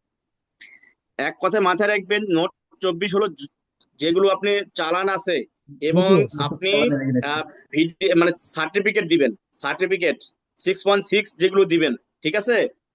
যে চালানগুলোর এগেনস্টে আপনি 6.6 দিবেন, সেই চালানগুলোই ওইখানে আপনি 24-এ দেখাবেন। আর যেগুলো আপনি বিডিএস কাটবেন, যেগুলো আনরেজিস্টার্ড পার্সন, যেমন রেন্ট ভ্যাট, তারপরে আপনার ধরেন যে কোনো আনরেজিস্টার্ড পার্সন থেকে কিনছেন, চালান দেয়নি, আপনি বিডিএস কাটতে হয়েছে, 10% বিডিএস কাটছেন, ঠিক আছে? তো সেই আনরেজিস্টার্ড পার্সন গুলোর সবগুলো আপনি কোথায় দিবেন? নোট 27-এ দিবেন, ঠিক আছে? এটা যেন তাহলে কি মনে ভাই থাকে যে জি, ওই 21-এর গুলা যাবে 27-এ আর 20-এর গুলা যাবে 24-এ, না না না না এরকম? না না না না না, আপনি আপনি কিন্তু উল্টা বলতেছেন। আমি বলছি 21-এ হলো চালান থাকা সাপেক্ষে, 21-এ আপনি এন্ট্রি দিতে পারবেন, চালান থাকা সাপেক্ষে। যদি আপনি রিবেট না নেন, চালান আছে, ভ্যাট চালান আছে, ঠিক আছে, সেগুলা দিবেন সব নোট 21-এ। আর যদি ইনভয়েস আছে, আপনার ভ্যাট চালান নাই, শুধু ইনভয়েস দিয়ে আপনি কিনছেন, তখন আপনি নোট 20-এ দিবেন। এই নোট 20-এর যে ভিডিওস গুলো কাটতে হবে, নোট 20-এ যেগুলো দিবেন সেগুলো ভিডিওস আসবে, কিন্তু মাথায় রাখেন এটা, নোট 20-এ যেগুলো দিবেন আপনি সবগুলো ভিডিওস আসবে, আর নোট 21-এ সবগুলো ভিডিওস আসবে না। কারণ আপনি কোনোগুলো 15% হারও কিনতে, কোনো উৎপাদনকারীর কাছ থেকেও কিনতে পারেন, ঠিক আছে? সেগুলা ক্ষেত্রে কিন্তু সবগুলো আসবে না, কিন্তু দোকানদারের ক্ষেত্রে যেগুলা কিনবেন একটা সেগুলা কথা ভিডিওস বলতেছি আসবে। না। হ্যাঁ, বলেন বলেন। জি ভাই, ওই যে বলছি বিদ্যুৎ বিলে যখন আমি রেয়াত নিচ্ছি না, ঠিক আছে, আমার 1 লাখ টাকা ধরেন আমার বিদ্যুৎ বিল, তাইলে আমি যখন 21 নম্বর ঘরে বসাচ্ছি তখন আমি 1 লাখ টাকা বসাই দিলাম, আর 16 নম্বরে যখন বসাবো তাইলে কি আমি 95,238 বসাবো? হ্যাঁ, আপনি যখন আপনি 1 লাখ টাকা, ওখানে কিন্তু আপনি 1 লাখ টাকা বসাবেন না, 1 লাখ টাকা কিন্তু বিদ্যুৎ বিল সহ কিন্তু, হ্যাঁ, আপনি বিদ্যুৎ বিলে কিন্তু ভাগ করাই থাকে যে মূল ভ্যালু কোনটা, আবার 5% এসডি কোনটা, ঠিক আছে, 5% ভ্যাট কোনটা। দিয়েই কিন্তু এটা দেওয়া জি থাকে। জি হ্যাঁ, এখানে আচ্ছা, অঙ্ক করার জন্য আমরা একসাথে দিচ্ছি আপনাকে, এটা হুম অঙ্ক করার জন্য যে আপনি বের করতে পারেন কিনা। জি ওইখানে কিন্তু আপনার ভ্যাট, ওই আপনার বিদ্যুৎ বিলে কিন্তু সুন্দর করে ভাগ করে দেওয়াই থাকে, তাহলে আপনি ভ্যালুটাই বসাবেন, হুম, দুই জায়গাতে ভ্যালুটাই বসাবেন। আচ্ছা ঠিক ঠিক আছে আছে। ভাই, ঠিক আছে। আর এটা যেটা বললাম, আপনার নোট 21-এ আপনি যেগুলো ভিডিওস কাটবেন সেগুলো সবগুলো ওই যে আপনার 24-এ হবে। আর নোট 20-এর যতগুলো আপনি চালান মানে ইনভয়েস দিবেন, যে চালান ছাড়া যেগুলো দেখাবেন, সবগুলো ভিডিওস কাটতে হবে, সবগুলো ভিডিওস আসবে ওইখানে। ঠিক আছে। তো ওই ভিডিওস গুলো আপনি কি করবেন, আনরেজিস্টার্ড পার্সন হলে সেগুলো আপনি নোট 27-এ দেখাবেন, তখন লিখে দেবেন unregistered person, videos from unregistered person. ঠিক আছে ভাই, বুঝতে পারছেন?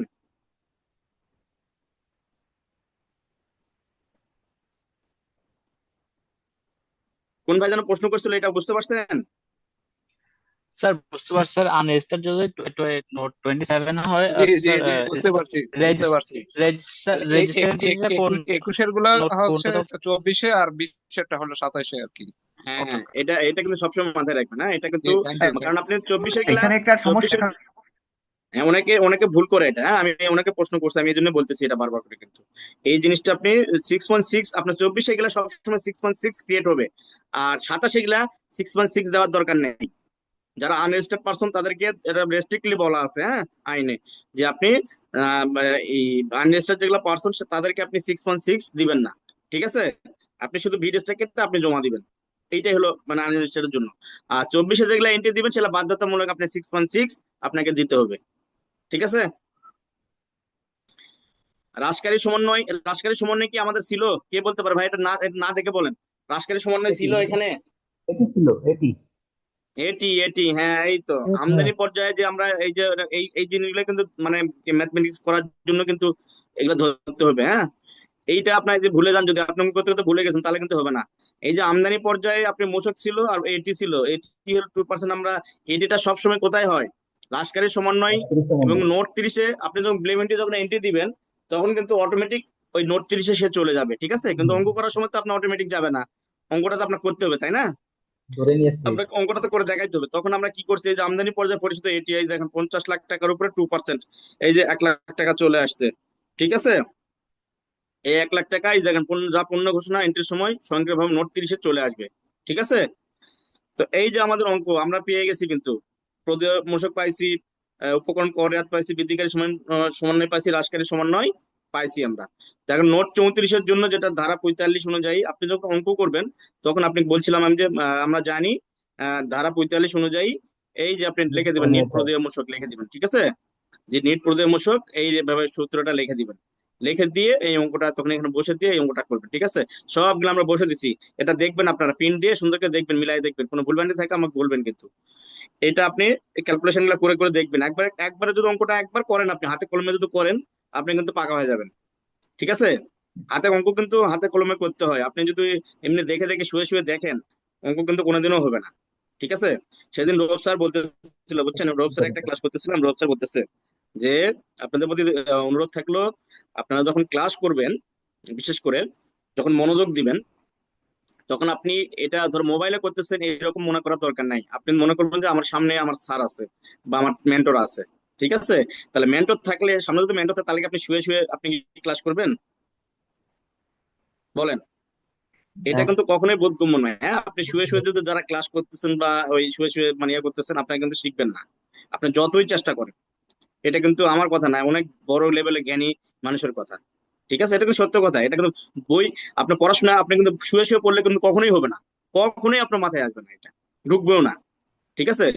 এই শুয়ে শুয়ে পড়া যায় উপন্যাস বই। ঠিক আছে। যে উপন্যাস পড়তেছেন শুয়ে শুয়ে মজা করতেছেন, এইটা হলো শুয়ে শুয়ে পড়া যায়। কিন্তু আপনি যখন শিখতে যাবেন কোনো জিনিস যদি আপনার মাথায় ঢুকাতে চান, তাহলে আপনাকে অবশ্যই ডেডিকেটেড হয়ে আপনাকে এই ক্লাসের মতো করে আপনাকে বসেই আপনাকে করতে হবে, তাহলে আপনি শিখতে পারবেন। ঠিক আছে। এটা কিন্তু রোব স্যারের মানে কথাটা কিন্তু আমার খুব ভালো লাগছে, আসলে সত্যিকার। কিন্তু আমি যখন ক্লাস করি, আমি এখন পর্যন্ত যত ক্লাস করছি আমি এই অনলাইনে, কোনোদিন আমি শুইনি, আমি এই চেয়ার টেবিলে বসেই আমি ক্লাস করি।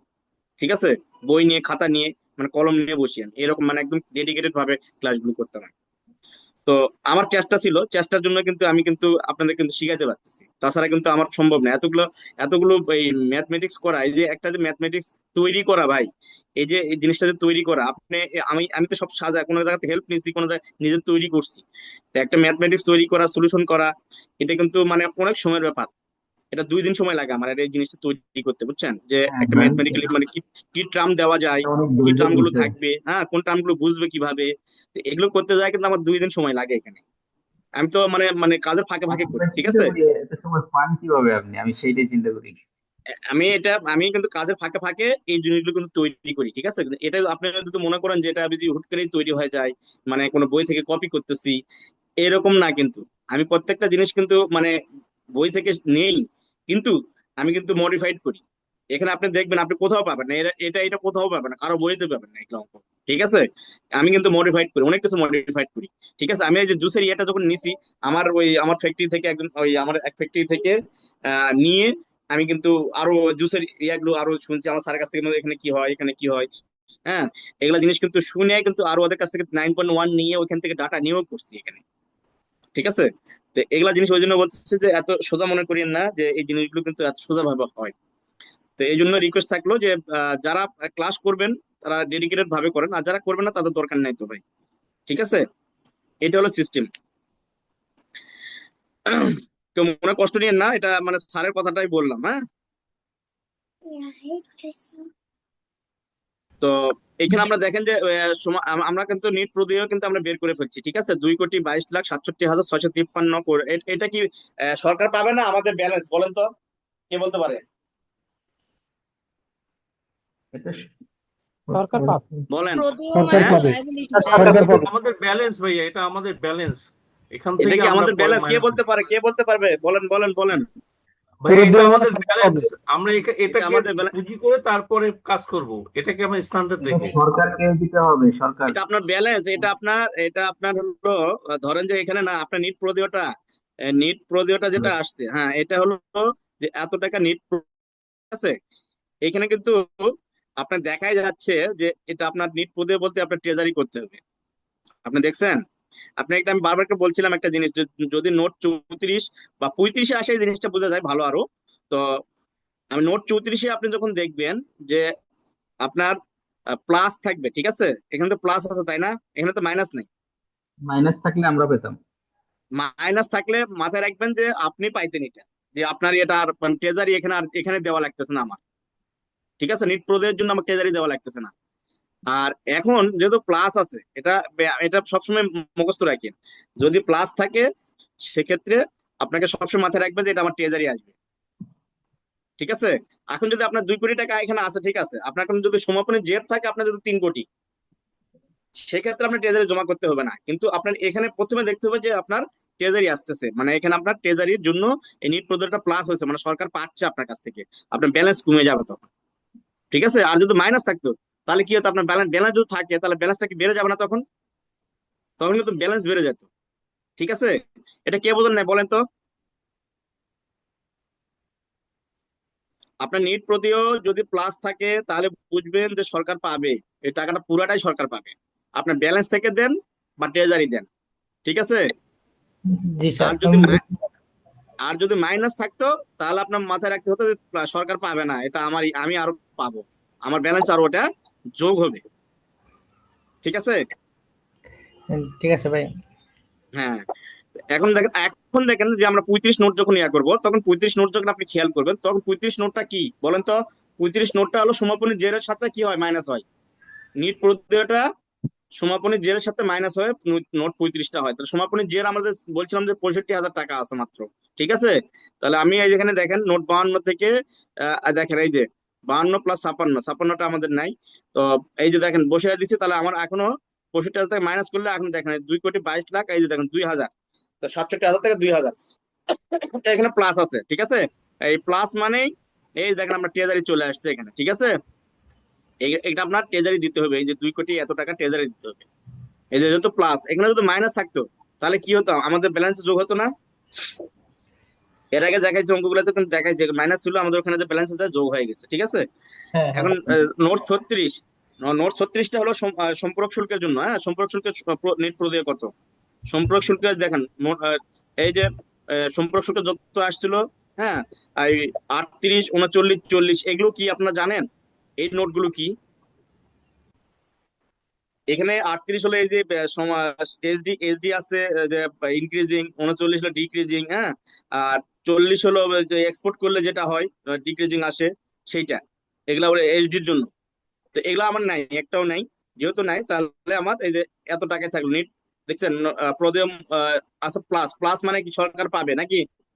এই যে 75,20,000 এত টাকা সরকার পাবে, ঠিক আছে। জি এখন সমাপনী জেরের সাথে ওই যে সমাপনী জেরের সাথে যেমন ভ্যাট করলাম, তাহলে এখন কি হবে? এখন হলো এইচডিটা করবো সমাপনী জের। সমাপনী জের আমাদের ছিল ওই 60,000 টাকা, তাহলে 60,000 টাকা বাদ দিলে থাকে এই দেখেন 74, এই যে দেখছেন 74 লাখ টাকা। এই 74,60,361.50 পয়সা, এইটা হলো এই যে সমাপনী জের, ঠিক আছে। মানে সমাপনী জেরের সাথে করার পরে এইটা আমার নিট প্রো দিয়ে ভ্যাটের সম্পর্ক শুল্কের এত টাকা থাকলো, তাহলে আমার দুটাই আমার হচ্ছে কি সরকার পাচ্ছে, ঠিক আছে। তার ট্রেজারি জমা, ট্রেজারি জমা বলতে যদি আপনার ওই যে বললাম না ট্রেজারি জমা কখন করে, যেগুলা প্ল্যান্টি থাকে, হ্যাঁ, যেগুলা সুদ ইন্টারেস্ট থাকবে, সেগুলোর জন্য ওই যে নোট 41, 43, 44 এগুলা যদি থাকে, সেগুলোর ক্ষেত্রে করার পর আমার নাই এগুলো, যেহেতু নাই সেগুলো দেখা নাই যে এত। তো এই যে দেখেন নোট 50-এ যখন প্রাপ্ত ফলাফল ধনাত্মক, তাহলে প্রতিষ্ঠানটি বর্তমান কর মেয়াদ শেষে এত টাকা এই যে সরকার পাওনা থাকে, এবং সুতরাং প্রতিষ্ঠানটি ট্রেজারি জমা করতে বাধ্য, তাহলে আমরা এটা ট্রেজারি করব, ঠিক আছে। এই যে প্লাস, এই জন্য আমরা এখানে ট্রেজারি করব। আর ট্রেজারি জমার জন্য নিট সম্পর্ক শুল্ক এটাও একই জিনিস, 42-এ কোনো ইয়া নাই, তখন এই যে দেখেন এটাও কিন্তু প্লাস, তাহলে এটাও বলা আছে যে এটাও ট্রেজারি জমা করতে বাধ্য, ঠিক আছে। তা দুইটা আমরা ট্রেজারি করে দিলাম, দুইটাই এখন আমি যদি এখন সব পূরণ করে আসছি, এখন আমরা ট্রেজারি জমা দিয়ে দেবো। তো বর্তমান কর্মদের সমাপনের জের হবে, এই দেখেন আমি ওই যে যা আছে সেটা ট্রেজারি করে দিছি, হ্যাঁ। 58-তে ট্রেজারি জমা দিছি এত টাকা, দেওয়ার পরে দেখেন এই যে পুরাটাই জিরো হয়ে গেছে, ঠিক আছে। না হলে আপনার এত টাকা ট্রেজারি তো যদি অঙ্কতে থাকে যে কত টাকা ট্রেজারি জমা করতে হবে, তাহলে আপনাকে লাস্টে আসে এটা ট্রেজারি, আর এই এই এই লাইনটার করার দরকার নেই, ওইখানে আপনি লিখে দিবেন যে ট্রেজারি জমা করতে হবে এত টাকা, ঠিক আছে। বা ভাই সম্পর্ক আমি শুল্কের জন্য বলেন। এখানে একটা সমাপনী শুল্কের জন্য একটা ট্রেজারি আর একটা পদই আমাদের সরকারকে দিতে হবে, তার তার জন্য একটা ট্রেজারি। আমরা কি ট্রেজারি দুইটার মাধ্যমে টাকাটা পে করবো নাকি একটার মাধ্যমে দিতে পারবো? না, না, দুইটা কোড দুইটা দুইটা, আলাদা, একটা ভ্যাট একটা দুইটা সিএনজি। কোড, কোড কিন্তু দুইটা ভাই। ট্রেজারির জন্য কোড আলাদা, এইচডির জন্য কিন্তু কোড আলাদা, ঠিক আছে।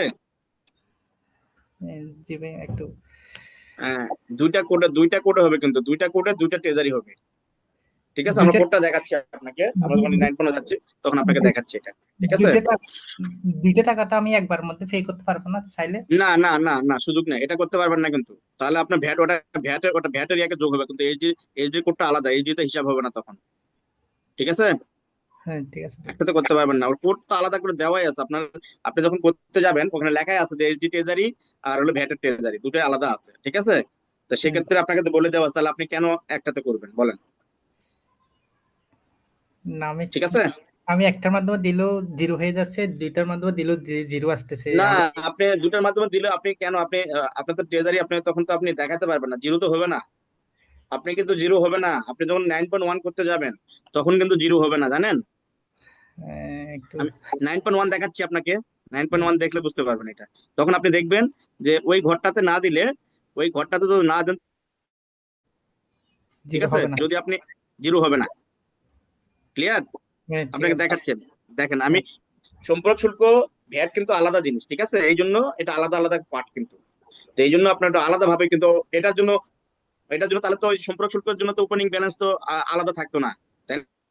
এই যে নোট 51, 52 যেটা আছে, তাহলে 51-তে আমার ধরেন যে ওই ওই কত 50-এ হলো ক্লোজিং ব্যালেন্স ভ্যাটের জন্য, আর 51-তে হলো এই সম্পর্ক শুল্কের জন্য।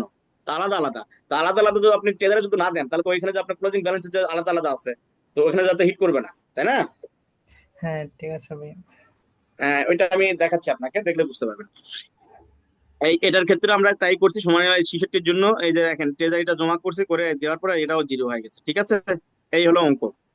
এখন দেখেন যে আমরা ফ্রুট ড্রিঙ্ক, আমি বলছিলাম যেটা আমি এই যে ম্যাঙ্গো ফ্রুট ড্রিঙ্ক যেটা আমরা রপ্তানি করছিলাম, হ্যাঁ, এই যে রপ্তানি করছিলাম সেটা নোট, একজন ভাই বলছিলেন যে নোট 1-এ বসবে, ঠিক আছে। এই দেখেন নোট 1-এ বসাইছি কিন্তু, সাবফরম নোট 1-এ, ঠিক আছে। এই যে সাবফরম, এটা হলো এক্সপোর্ট, এক্সপোর্ট করেছে ডিরেক্ট, যেটা ডিরেক্ট এক্সপোর্ট, এক্সপোর্ট বলে। আর তারপরে আসে নোট 4-এ আসে আমরা কি কি বসাইছি দেখেন, মিনারেল ওয়াটার, মিনারেল ওয়াটার একটা এইচডি আছে, এই যে এইচডি দেখছেন। আর একটা মিনারেল ওয়াটার 5 লিটার যেটা বিক্রি করছি সেটাতে এইচডি নাই, সেইটা বসাইছি। আর ম্যাঙ্গো ফুড ড্রিঙ্ক বসাইছি 15% এইচডি সহকারে, এই যে ভ্যাট চলে আসছে নোট 4 এ বসাইছি, ঠিক আছে।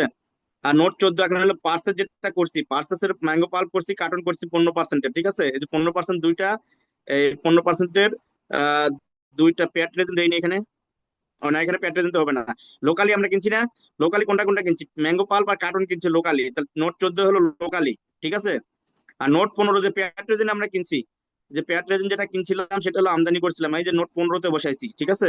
নোট 15-তে বসা মাত্র যে এটিটা, এই যে ভাই এটা 30-এ ভাই চলে যাবে।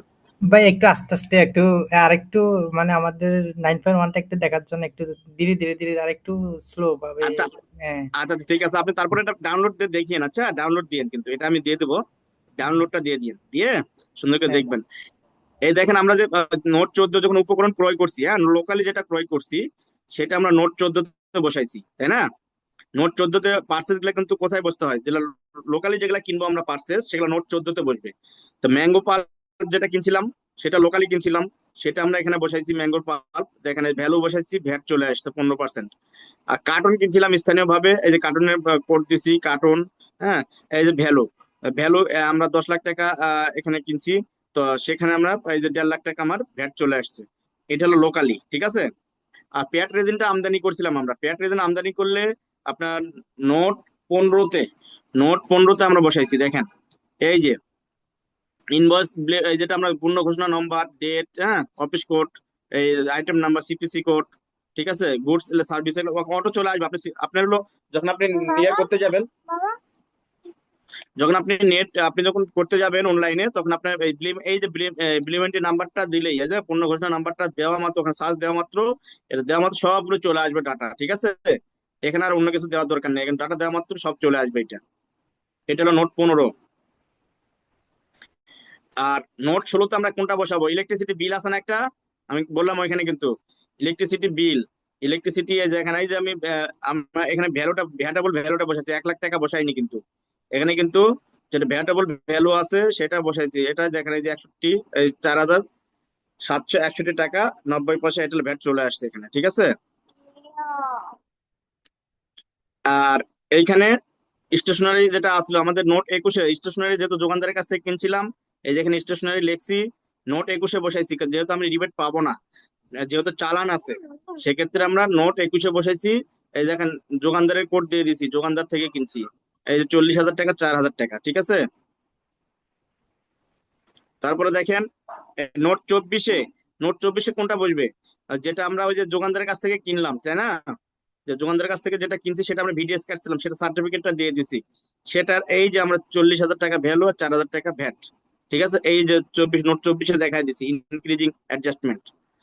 আর নোট 58-তে, এই দেখেন নোট 58-তে আমি বসাইছি, এই ভাইকে জিজ্ঞেস করছিলেন যেন ট্রেজারি দুইটা করলে কি হবে, এই দেখেন নোট 58-তে লেখা আছে, হ্যাঁ এই যে for note 58 VAT deposit for current tax paid, ভ্যাটের জন্য, শুধু ভ্যাটের জন্য, আপনার ট্যাক্স পেডের জন্য, এই যে আপনার কোড দেওয়া আছে এবং এখানে বসাতে হবে 58-তে নোট শুধু ভ্যাটের জন্য।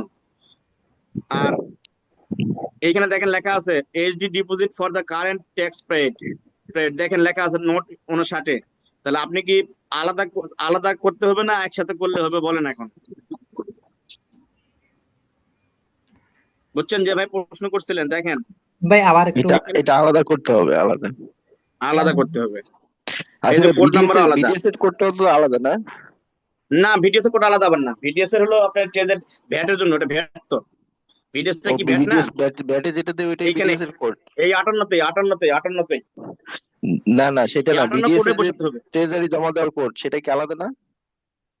ট্রেজারি জমা দেওয়ার পর আলাদা আপনি দেখাবেন, যে নোটের আপনি কোড ধরেন নোটের যে কোড আলাদা করে জমা দিলেন ও ভ্যাটের সাথেও জমা দিলেন, কোনো সমস্যা নেই, ও কিন্তু একটাতে আমরা দিলে কি হয়েছে। করি, আমরা একসাথে দিলেও হবে, আমরা কি করি যে আমরা তো বোঝার স্বার্থে, যে আমি ভ্যাট দিছি এত, আমার ভিডিএসটা কত কাটছিলাম, সেই ভ্যাটটা কত, ওই আলাদা ট্রেজারিটা আমরা আলাদা ভাবেই করি, এই জন্য আমি লিখি যে দেখেন আলাদা ভাবে করলে যে ভ্যাটের জন্য যেটা দিব, ভিডিএস এর জন্য যেটা দিব, আর রেন্টের জন্য যেটা দিব, ঠিক আছে, এভাবে আলাদা করলে আপনার হিসাবের জন্য সুবিধা হয়, ঠিক আছে। আচ্ছা ঠিক এই আছে। আর এইচডির জন্য আলাদা ভাবে চালান করে 59-এ বসাতে হবে, ঠিক আছে। 59-এ বসার পরে আপনার এই দেখেন এখন মেইন ফর্মে চলে আসেন, এখন এই যে নোট একে দেখেন আমি ডিরেক্ট এক্সপোর্ট বসেছিলাম, এই দেখেন এখানে চলে আসছে, কোনো ভ্যাট এইচডি কিছু নাই। আর নোট 4-এ যখন আমি বসাবো দেখেন এই যে চলে আসছে, ঠিক আছে, সবকিছু ওখানে যে 4 হলো সেখানে চলে আসলো, এই যে আমার এত কোটি টাকা ভ্যাট। আর যেগুলো পার্চেস করেছিলাম নোট 14, এই যে 15, এই যে 16, ঠিক আছে, সবগুলো চলে আসছে। আর নোট 21-এ 40,000 এখানে চলে আসছে। এখানে আপনারা দেখেন স্ট্যান্ডার্ড রেট, ঠিক আছে, এই যে এখানে গুড সার্ভিস আদার দেন স্ট্যান্ডার্ড রেট, এই যে 16 আর 17, 16-তে আমরা স্ট্যান্ডার্ড রেট যেটা নিচে সেগুলো আমরা 16-তে বসাবো, ঠিক আছে। পার্সেস লোকাল পার্স আর ইম্পোর্ট 17-তে হলে ইম্পোর্ট। আর নোট 21-এ বলাই আছে যেগুলো আপনি এই যে এই নোট এই যে for credit tax for who sell only exempted, যারা সেল করে, হ্যাঁ, এই যে আদার দেন ইন্টারনেট সেল করে, ঠিক আছে, যারা রিবেট নিতে পারবেন না, যে credit note taken within stipulated time, যারা নিতে পারবেন না তাদের জন্য এই নোট 21 আর 22। নোট 21 হলো লোকাল পার্সেস, 22 হলো ইম্পোর্টের ক্ষেত্রে, ঠিক আছে। তারপর আপনার নোট 24-এ এই যেটা বসাইছিলাম আমরা বিডিএস কাটছি, সেটা নোট 24-এ চলে আসছে এই যে 4,000 টাকা। তাহলে আমরা এই যে নোট 30-এ আমি বলছিলাম যে এটি যেটা আছে আপনার অটো চলে আসবে নোট 30-এ, এই যে নোট 30-এ চলে আসছে। তো এখন ক্যালকুলেশন করলে এই যে 34-এ ক্যালকুলেশন, আমি বলছি ভ্যাট নিট প্রদে ভ্যাট নোট 34, এই যে আমরা যেটা দেখালাম সেটা চলে আসছে। আর সমাপনী জেরের সাথে 35 এ চলে আসছে। 36 হলো আপনাকে কি বললাম, এই যে আপনার দেখেন নেট পেয়েবল সাপ্লিমেন্টারি ডিউটি যেটা, হ্যাঁ, 36 হলো এইচডি, এই যে এইচডি আলাদা করে দেখছেন, আলাদা, সব আলাদা। এটা হলো 37 বললাম যে সমাপনী জেরের সাথে এটা আলাদা। তারপর আসেন এইখানে আসার পরে নোট 50-এ আসে, যেটা ট্রেজারি থাকলে ট্রেজারির সাথে, না হলে যা আসবে তাই আসবে। এটা এখানে যা আছে এই 36, 35 আর 36 যা আছে তাই আসবে এখানে। আর এই দেখেন আমার 52-তে দেওয়া আছে ব্যালেন্স, ক্লোজিং ব্যালেন্স ভ্যাটের জন্য 65,000 আর এইচডির জন্য 60,000, ঠিক আছে। তাহলে এখন যদি আমি ট্রেজারিটা যদি একসাথে করি, এটা কি মিলবে হিসাব বলেন? মিলবে না, কখনোই মিলবে না। তো এই জন্য আমরা ট্রেজারি দুটাতে আমরা ট্রেজারি দিয়ে দিছি, এই দুটা ট্রেজারি দিয়ে, একটা হলো ভ্যাটের জন্য, একটা হলো এইচডির জন্য 58, 59, ঠিক আছে। এই দেখেন ক্লোজিং ব্যালেন্স কিন্তু দুটা। এই ক্লোজিং ব্যালেন্স যদি এখানে আমি না বসাইতাম, এই যে দেখেন, যে ভাই বলছিলেন দেখেন, আমি যদি এইচডি চালানটা যদি এইচডি চালান আলাদা না করে যদি এই যে 58, 59 না বসাইতাম, তাহলে কি আমার 66-তে এই যে যে এইচডি ছিল, এই এইচডিটা আমার এখানে তো আর মিলতো না, এটার সাথে এটা লিঙ্ক করা আছে, তাই না। এই 58-র সাথে আপনার কি বলে এটা 59-এর সাথে আমার 66-টা লিঙ্ক করা আছে। আপনি 59-এ যদি আপনি এইচডি না বসান, তাহলে আপনার 66 ব্যালেন্সটা মিলবে না, ঠিক আছে, হবে না। এই জন্য আলাদা করতে হবে, একবার প্রমাণ সহকারে আপনাকে দেখাই দিলাম কিন্তু এটা। এই হলো আজকের অঙ্কের অবস্থা। আপনি এখন বলেন যে এখানে কে বোঝেন না, আর কোনো কোশ্চেন আছে এখানে?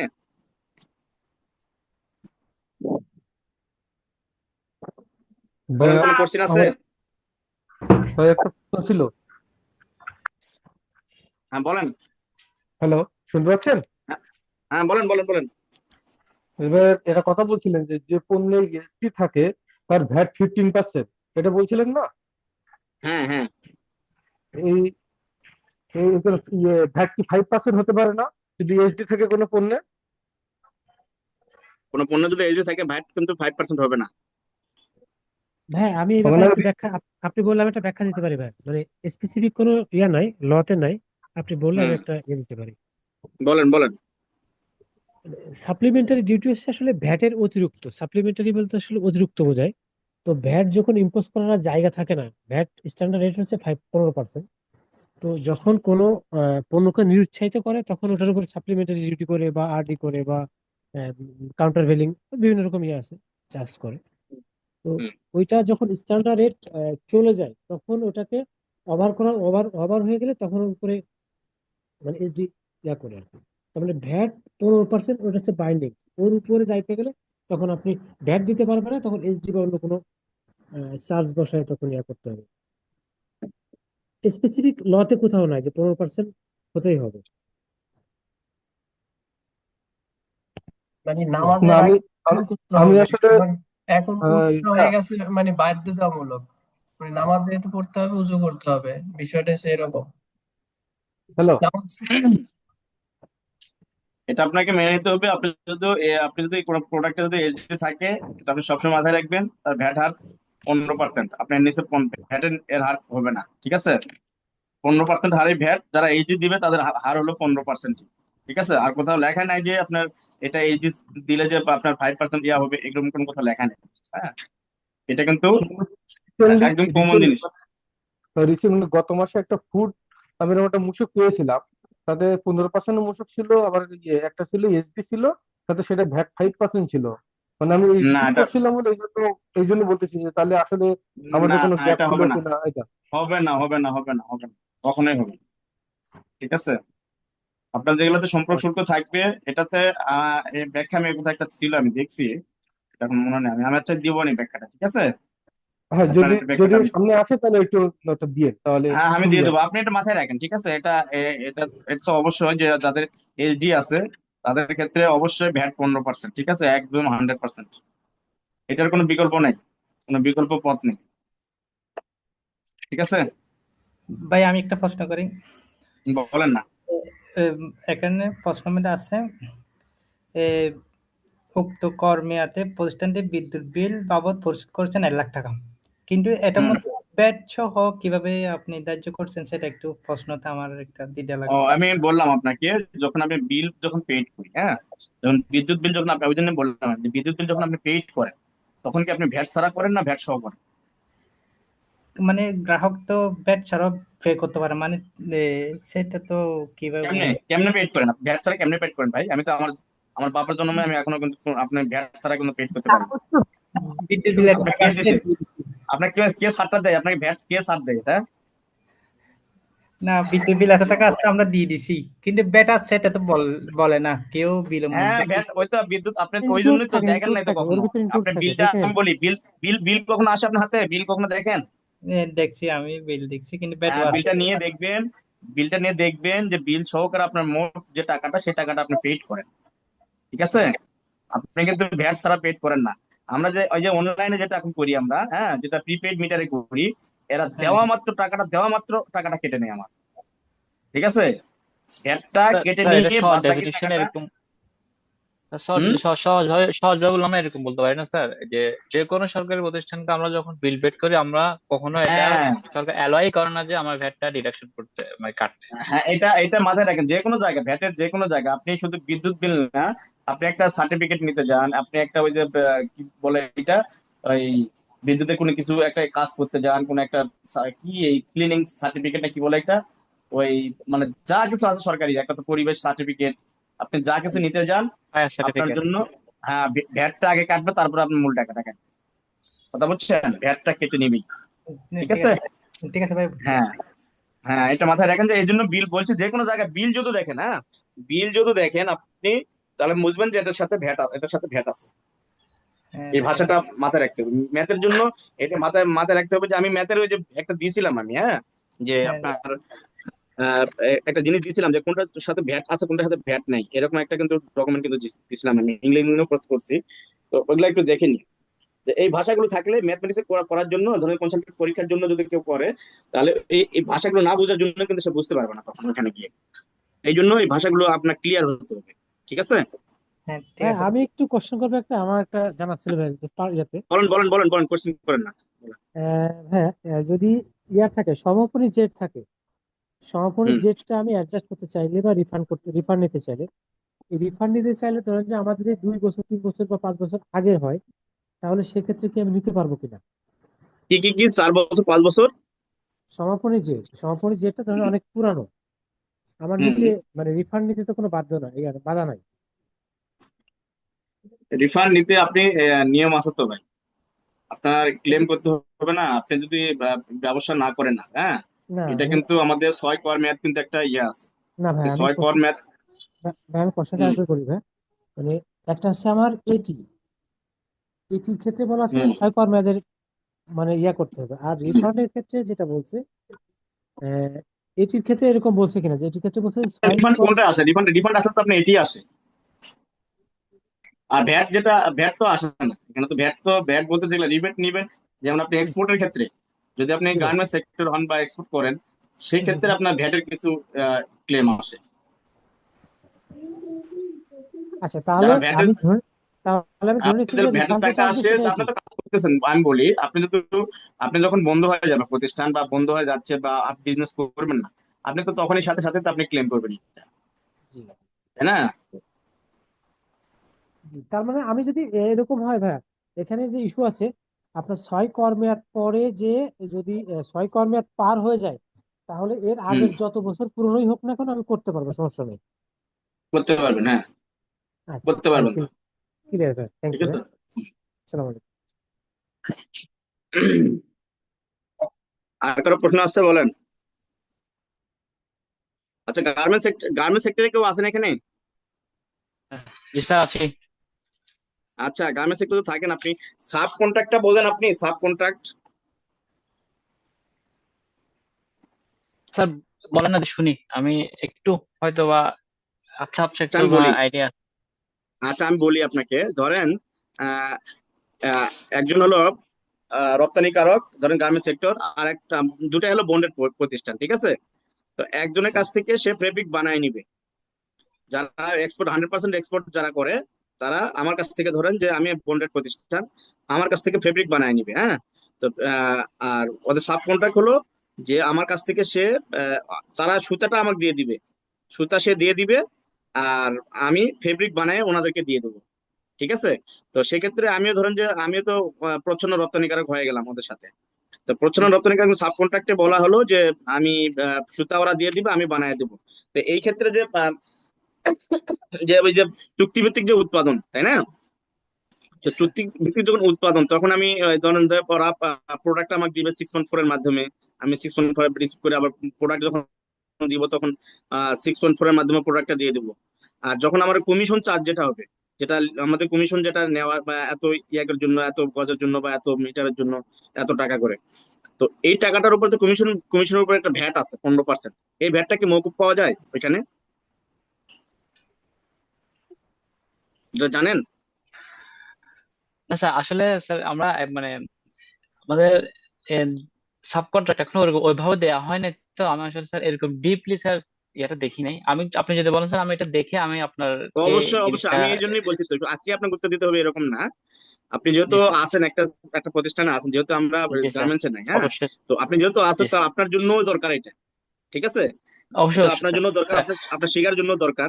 তো এই জন্য আমি বললাম যে কেউ স্যার থাকলে আমার এই একটা জিনিসটা। আমার একটা জোট, আমার আমার ফ্যাক্টরি দেখতেছে জোটের ধরনের প্রবলেম হয়েছে। আমি সেদিন বলতে চাইছিলাম, আপনি বলছেন পরে জানাবো। এখন কি বলবো নাকি পরে আপনাকে আমি কি ফোন কি করে কি বা হয়েছে, কি হয়েছে এভাবে বলেন, জানাবো? কি কি সমস্যা, বলেন বলেন বলেন।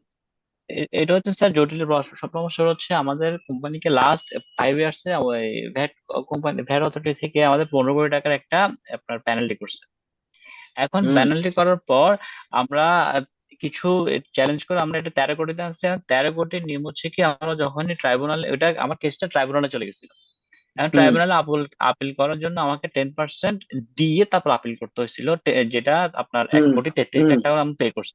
হুম এখন হুম আমরা ঢাকা লয়ারের মাধ্যমে জিনিসটা আমরা 1 কোটি 33 লাখের মধ্যে আমরা 93 লাখের মধ্যে জিনিসটা আমরা সর্ট আউট করে ফেলছি। ওদের মানে অনেক ইয়ার করে আর কি, হ্যাঁ, মেকানিজম করে। হুম হুম এখন হুম প্রবলেম হচ্ছে আমার রিটার্নে বর্তমানে প্রায় 2 কোটি 47 লাখ টাকার মতো একটা রিফান্ডেবল অ্যামাউন্ট শো করতেছে, যেটা আমি সরকার থেকে পাবো।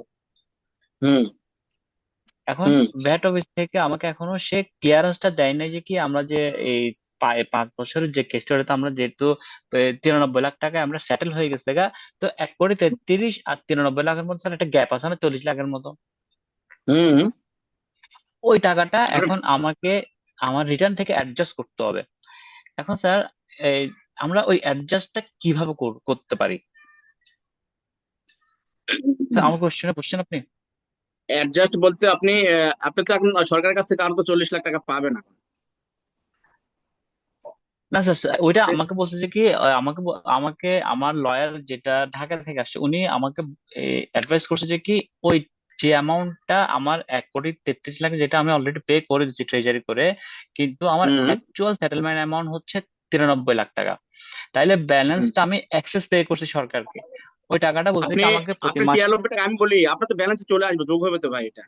আপনি যখন আপনি তো আর 1 কোটি 33 লাখ যখন দিছেন, আপনি যখন 93 লাখ টাকা যখন আপনার এই পেনাল্টি আসছে, তা আপনি এখন অ্যাডজাস্টমেন্ট করবেন হলো 93 লাখ টাকা, আর হলো আপনি ট্রেজারি দেখাবেন 1 কোটি 33 লাখ টাকা।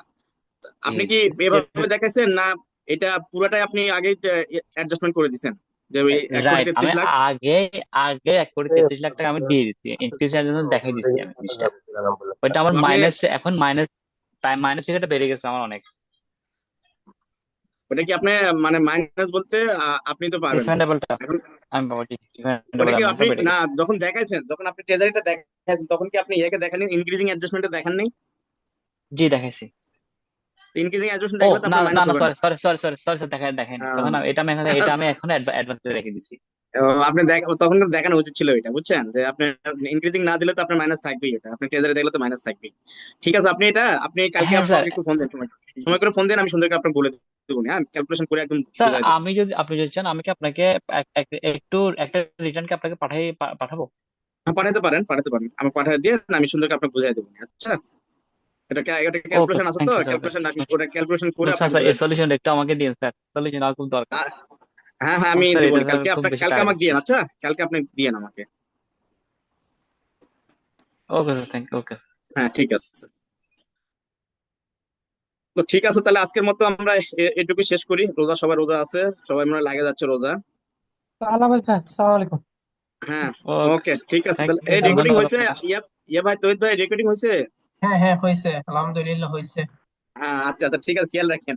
তো 4 ঠিক থেকে আছে ভাই, 5টা সবাইকে ডিভাইসে, ধন্যবাদ। 7 থেকে 5টা ডিভাইসে হয়েছে। আচ্ছা, ঠিক আছে, আসসালামু আলাইকুম। আসসালামু আলাইকুম। ভাই আসসালামু আলাইকুম। ওয়ালাইকুম আসসালামু সালাম। আলাইকুম স্যার।